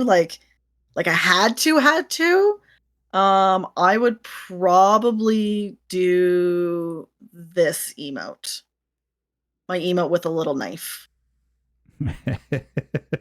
Yeah, he's probably my favorite emote that I've made.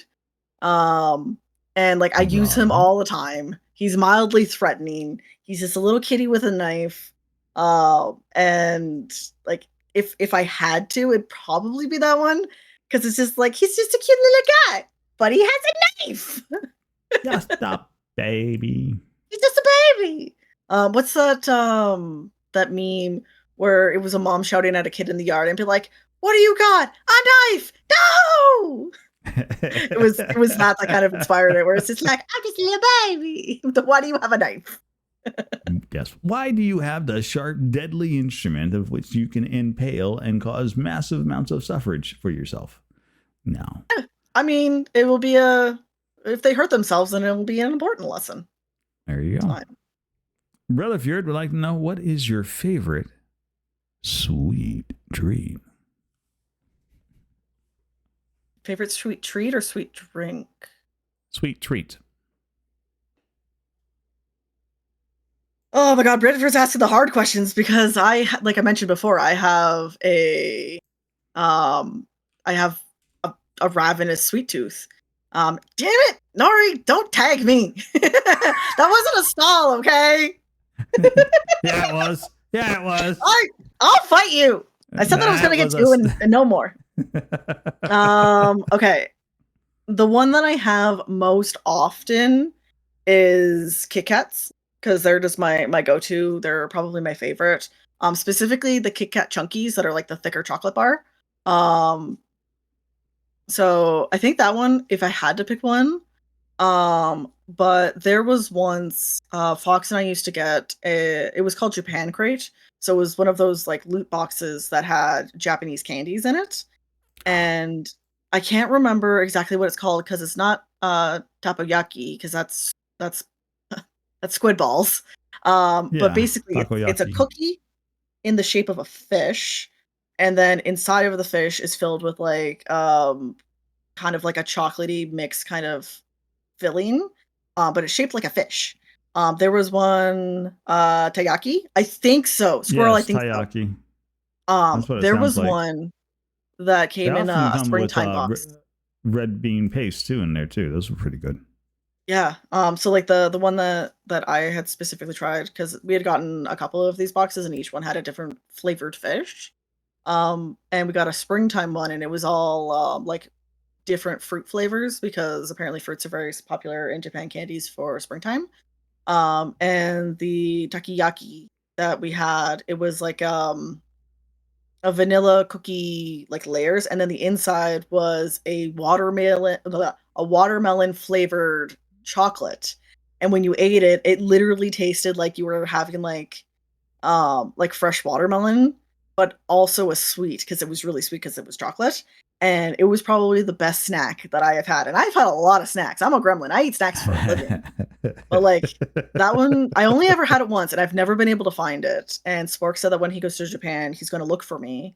But it's a springtime thing and he's going not in springtime. So I think that one was probably like the most memorable one. But as far as favorite, like my standard favorite, like, oh, I'm going to the store, like I'm going to get you a snack. Did you want something? And if we're specifically talking sweets, I'll go Kit Kat. But if we're doing like a crunchy snack, I'll probably go with all dressed chips because those are my two favorites. Nice. Eat. And no more tagging. I said that I was allowed to have two, and I'm at two. Swerk would like to know, how many flags did you count today? 0. I do not count flags anymore, Spork.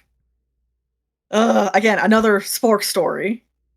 Yeah, so it's a weird thing that Spork has noticed because he's traveled everywhere, and Fox has also traveled everywhere, and he has commented on it. That apparently it's a thing that's most prevalent in America, but apparently it's in Canada too. Is that in America there are United States flags everywhere, like on a lot of buildings. You just go out, you go to a business, they have a flag up. Apparently in the UK they don't do that. Like you don't see the Union Jack hardly anywhere, unless it's like a government building or like the palace or something. And in the Canadian countryside, a lot of the time, people will have these big giant flagpoles that are like 20 feet tall, and they'll have a Canada flag on them because, we're in Canada, or they'll have the Ontario provincial flag because I live in Ontario.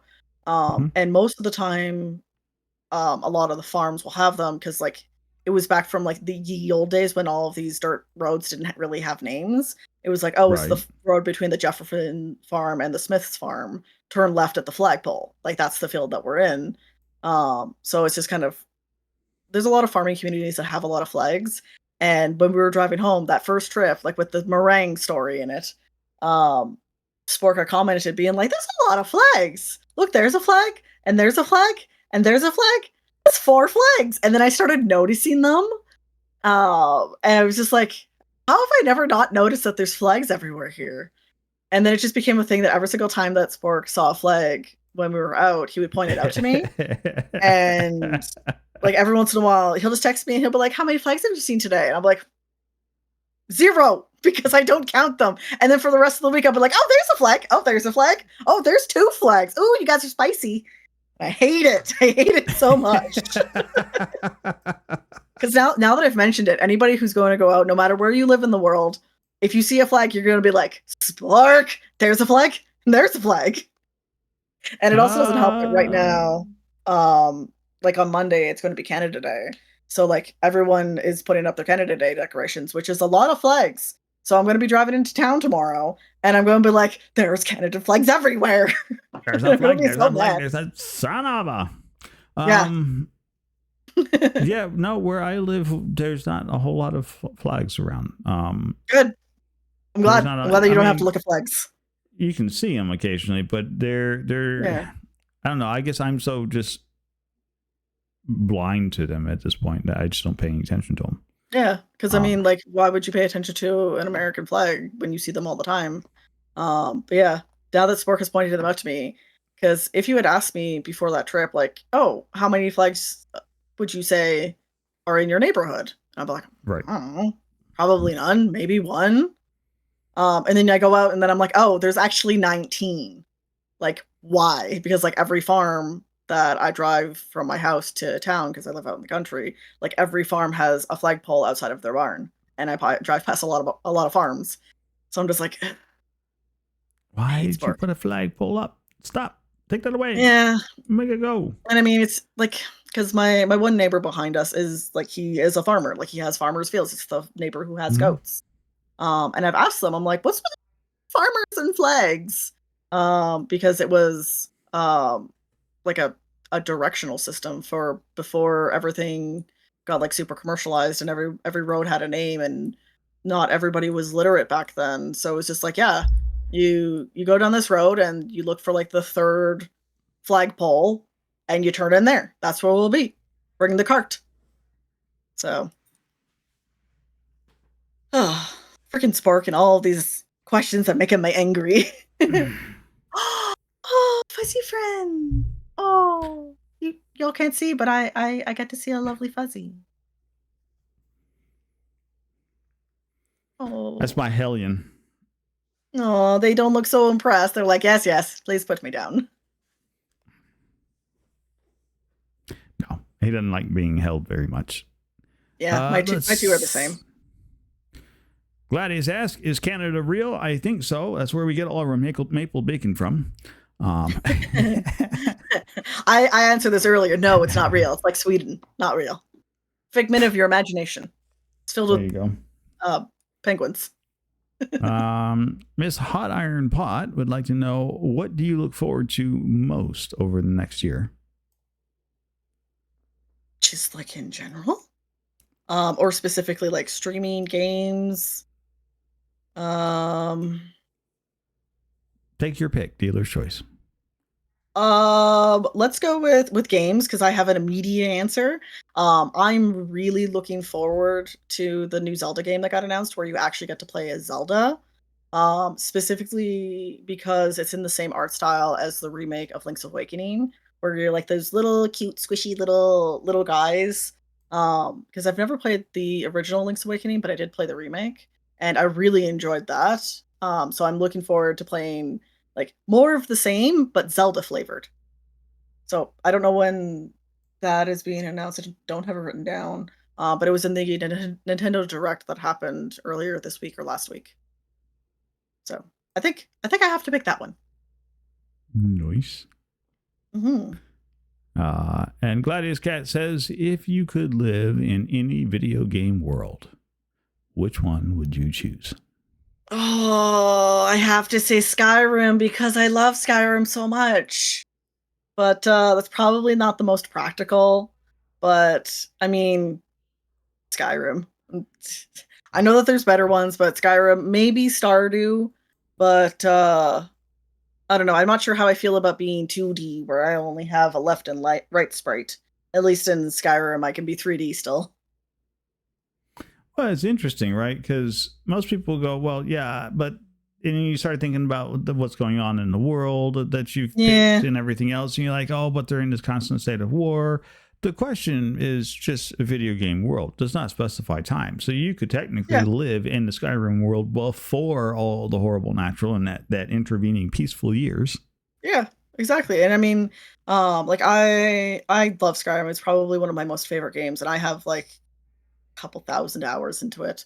And I mean, you can be like a nomadic traveler with a sword who's like a sword for hire and whatever. You could be a fisherman. I've played as solely a merchant. And Mm-hmm. then I'm going to say in a recent update, it came out a couple of years ago, where you can actually right from the very beginning of the game, um, go to an abandoned farm, do a little bit of ghost busting, and then you get the farm and then you could just be a farmer. Like, you can literally be anybody that you want. And I think that's great. And you don't have to learn how to read, which is also What? great. No reading? Yeah. I mean, No. you can read because there's books and like there's some like surprisingly good and well written like in-game storybooks that you can read. But like you don't have to. You could just be a dude with a sword and I'm into it. And it's just like Oh, could I in-game be the Dragonborn? documentation. Pass.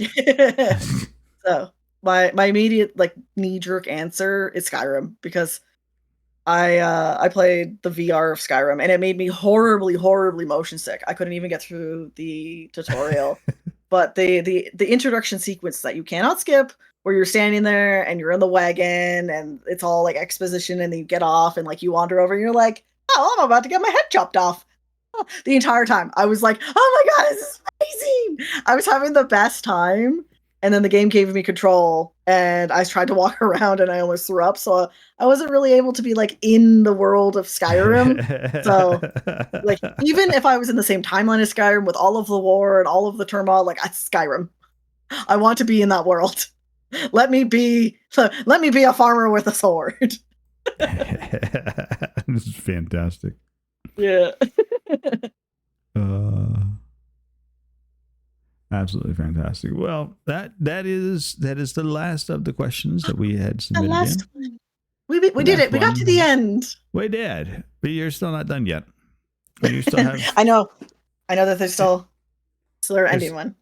There still are, yes, we still have two more to get through, and then there's the you have to pick somebody for us to go raid out. So while I'm asking you these last couple questions and you're looking at the puzzle, which you can keep the link, you can always come back and finish this puzzle later. I might. There you go. In case anybody's looking and is curious as to what it is. They They're look so cookies. Yeah. At first, I will say, when we first started the puzzle, because I could see like sprinkles and M&Ms, I thought it was like a candy charcuterie board. But the more that we put it together, I was like, nah, like this is a cookie shape, and then this is also a cookie shape. I don't think it's just like candies and snacks. But I didn't think that it was cookies. I'm very It screamed gremlin, so there you go. Yeah, I mean, it really does. Honestly, if you came into my house, don't be surprised if something like that was just sitting on my counter. Yeah, there you go. It's pretty, right? Yeah, it's very pretty. So, over the course of the rest of this year, we're just about coming up on halfway through this year now. Mm-hmm. Actually, at the end of this month, we'll mark the halfway point of this year. Wow, it's going by so quickly. Yeah. Any like major stream events, the things that you're planning on doing sometime later on this year that you'd like to call some attention to? Be like, hey, look, we're going to do the amazing thing, and this is the thing that you need to keep an eye out for. So I do a Halloween event every year. So it depends on what day Halloween lands on because I haven't actually started planning anything yet. But Halloween lands on a Thursday, so it'll probably be the day before on a Wednesday because that's the day that I normally stream. I'm gonna be doing another one of those like I dress up in a costume, I do a little bit of cosplay, I play a spooky scary game, I scream for X number of hours. So definitely have that for sure. Um, I don't know if there's gonna be anything particularly. The other thing that I started a Souls level 1 run of Dark Souls 3, which is surprisingly very hard when you can't play a hard game without leveling. And then just more like co-op shenanigans, modded Elden Ring, making Nori watch all of the cutscenes. There's gonna be 2 of us now who's gonna make you watch the cutscene. You can't get out of it. But other than the Halloween one, I don't think I have anything specific. Um, I mean, I guess I could say also in October because I'm an October baby. I might combine my birthday with the Halloween stream. But I haven't scheduled anything, so keep an eye out. Sounds like a plan. Yeah. Meeps Meeps is is also also October. October babies, high fives. September, baby. Well, you can be an honorary October. No, thank you. My brother's October. I'll pass. Oh, okay. Well, then I guess your brother's cooler than you. Sorry, I don't make the rules. Nope. You're the 20th. Oh, yeah. Okay. Your final question of the evening. And yes, I'm prepared. Real doozy. If you had to give a piece of advice, suggestion, offer of sage advice to a new streamer, younger version of yourself coming into streaming, almost kind of the same sort of thing that you answered a little earlier today, but a little bit more pointed towards the new and upcoming streamer. They just hit the go live button and whatnot. What is the single bit of advice that you would have been like, if only I had known this when I was getting started? So I think my biggest piece of advice would be that networking is your best friend. If your goal on Twitch is to grow, if all you want to do is just be a person who plays video games, hangs out with their friends, you only want thinking about doing co-op, and you're like, I may as well stream. That's fine. But if you're like, no, I really want to hit these milestones, I really want to like pursue this as like an actual thing.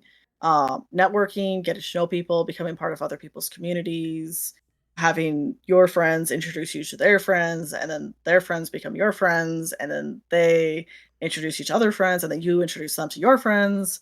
Like I have met, this is something that Ali and I have been talking quite at length about because we've started trying to make a mind map of how we know everyone. And I have like a mind map that I've started, and Ali has a mind map that they've started, and like it starts with me, and then I'm like, okay, so people I know IRL who have come to stream, people who I've known because like a friend introduced them to me, or like I have so many branching things, and then so like most of them is be like, okay, so like this person has introduced me to like person A and B, and this other person has introduced me to like 1 or 2 people. And then my Nori mind map is like a spider web because like every single time I go down like a list, because like I have a list of everybody that I'm following, and I'm like, oh yeah, Nori introduced them to me. Nori introduced me to them too. And Nori, okay, these also people. Oh, this person Momus introduced me to, because it's so funny how when I first started streaming, I didn't know anybody. I was just me in my room by myself. And then I randomly stumbled into Momus's stream one day because I quite like I didn't get rated over. I wasn't introduced into somebody. He was literally in my recommended channels list, and I was like, oh, okay, like they're playing a game that I like. I think they were playing Final Fantasy at the time, so I hopped in and I really like Momus in the chat. And then like a couple of streams later, you had popped in. And I'm like, oh, this Nori guy's is pretty cool. He streams too. Cool. I'll click a follow. And then I caught a stream with you, and like I hung out in your chat. I met also so many more people, and then like the next time I had streamed, like you had come over. I'm just like, I have friends, and I mean, it's just It's like I amazing trying to how quickly that grows, right? yeah, and it's quick how quickly it snowballs because I mean, I can't even remember, but somebody in my chat, there was one day that we had done a one-off of playing Moonstone Island, and somebody in chat was like, "Oh, you should go and raid King of the Cast. They're a friend of mine. They're also playing Moonstone Island." I'm like, "Sure. I You have a recommendation? We're playing the same game. I don't know a lot about this game. Let's go." And then we raided over to King, and I met King and his spouse Candy, and I met Meeps, and Meeps has introduced me to like a dozen people. So it's just like networking is your best friend. Like go out, be friends, make connections because like worst case scenario, you're just gonna come away with new friends. And that's awesome. And like best case scenario, your friends are gonna introduce you to other friends. And you're gonna meet a friend, like in my case, Nori, who knows a lot about technology and coding. And whenever I have a technical thing, I can text them and be like, "Nori, please help! Please help! The bot is broken." So that would be my best advice. And also, don't be afraid to go into people's streams who you don't know, because I just wandered in off of the mean streets of Twitch into Momus's stream, and I met Momus and Nori and Kat and God, Riley, like I've met so many people through that. I can count on one hand how many people that I met on my own, and I can't count on a dozen hands all of the people that I have met through networking and through friends of a friend. So go make Right? friends. Go have fun. Enjoy streaming. It should be fun. And if it's not fun, adjust it until it is. That's also a bonus tip. You get to. This is fantastic, right? Yeah. Until, just it's fine. It's fine. Just keep doing it, right? Well, but I mean that's sort of the way it works here, right? Is Mhm. you come in, you do Twitch, you build a community, and the way you build a community is you make friends, and you make more Yeah. friends, and then you make Yeah. And friends, and then then you continue to make more friends, and before you know it, you've got so many friends you don't know what to do with it all, and you're like, you are yeah, all and then amazing. a year or so later, you and one of your good friends are I sitting down and be say, like, "Okay, let's make a list, a mind map, a spider web of how we know everybody." I don't remember. Because yeah, like I it's so funny because like I have so my connection from me to Ali is me to Momus to Nori to Ali. And then like seeing Ali's side of that of because I think on Ali's side, she has you connected directly to me. And mhm. it's like, it's so funny how like I got introduced to people and how people got introduced to me. And it's just like, I don't remember. I have too many friends. What a terrible problem to have. I don't know any people. Where am I? How did I get here? It's fine. It's fantastic, right? I Yeah. I try my level best to try and remember where everybody I meet comes from. Yeah. The Discord, for anybody interested, down there in the bottom, the Discord is Waggleton has described that Discord as a crossroads of communities. Yes. Oh my god. Um, Joining your Discord and being part of the den, like it's so interesting that like I joined your Discord and then like I was looking through who else is in the Discord and I'm like, "Oh, I know them. Oh, I know them. Oh, I know all of these people too." And then hanging out in the Discord, like I got introduced to even more friends. So it's the Discord is a good place to be. There's a lot of really cool people there. You should join it. Do it. Links in the chat. Do it. we all hang out. We sit around. We talk. We play golf games. We really the Discord is more for networking. Mm-hmm. Like if anybody asked me what my Discord was all about, my Discord is all about networking. Streamers meeting Yeah. other streamers, communities meeting other communities, and people just meeting new friends. Someone say golf. Yeah. We do play Hey, some Brother golf. Fjord, do you wanna play some golf? But it's fun, and it's always like who was it? Com was telling me the other day he would have never have made his way over to Hales Vanon Mhm. which he enjoys going over, and I catch him over there in her stream quite often now, and he enjoys that. And she streams in a good time for him to actually watch, but he would have never run into her and enjoyed the content that she creates had it not been for Talk Tuesday and for this community of communities that we have, which is kind of cool. Yeah, exactly. Because it's just it's a spider web of communities meeting communities. Hi, Squirrel. we said golf. Everybody is here. We said golf. So yeah, golf in Discord after stream. I mean, I'm not opposed to it. There you go. Right. All right.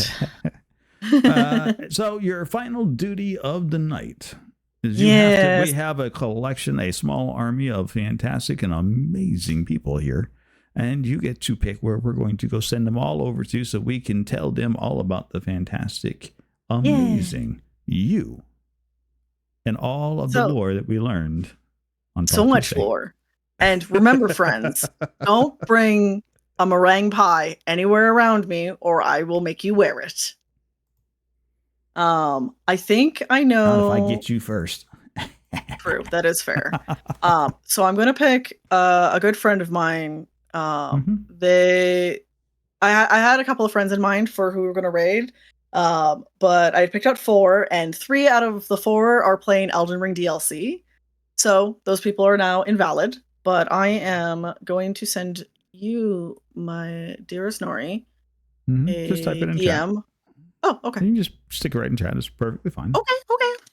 We're gonna go and raid Meta. Meta is a very good friend of mine. I met them through. God, how did I make Meta? See, Meta and Z are both anomalies. I cannot remember for the life of me how I met them. Both like some of the best friends that I could ever ask for. But it's like I have no idea when and where and how y'all came into my life.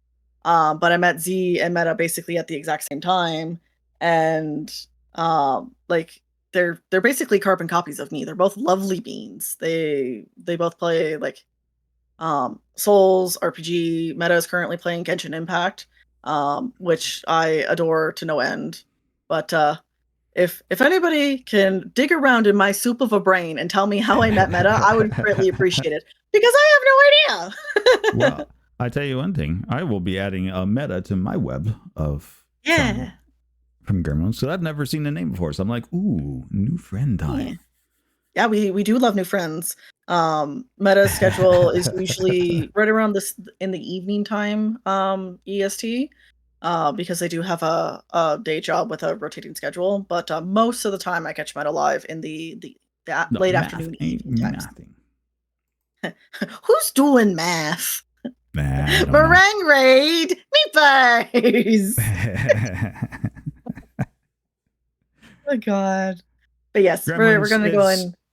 It has been an amazing evening spent with you. I appreciate your time this evening. You've been fantastic. Course. Like I said at the beginning, I have been looking forward to this, like since basically we scheduled it, but also super looking forward to it all week.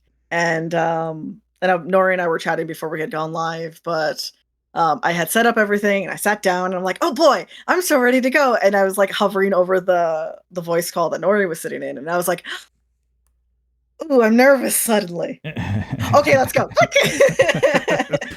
So that was really. Yeah, it was like 3 seconds of nerves. Everything else has been super excited, and this has been really, really fun. And it's been a great time letting y'all dig through my soup brain. It's good soup. Good soup brain. Good soup. Good soup. It has been a fantastic and enjoyable Talk Tuesday with you. Thank you for taking time out of your very busy schedule and spending time with us. Anybody?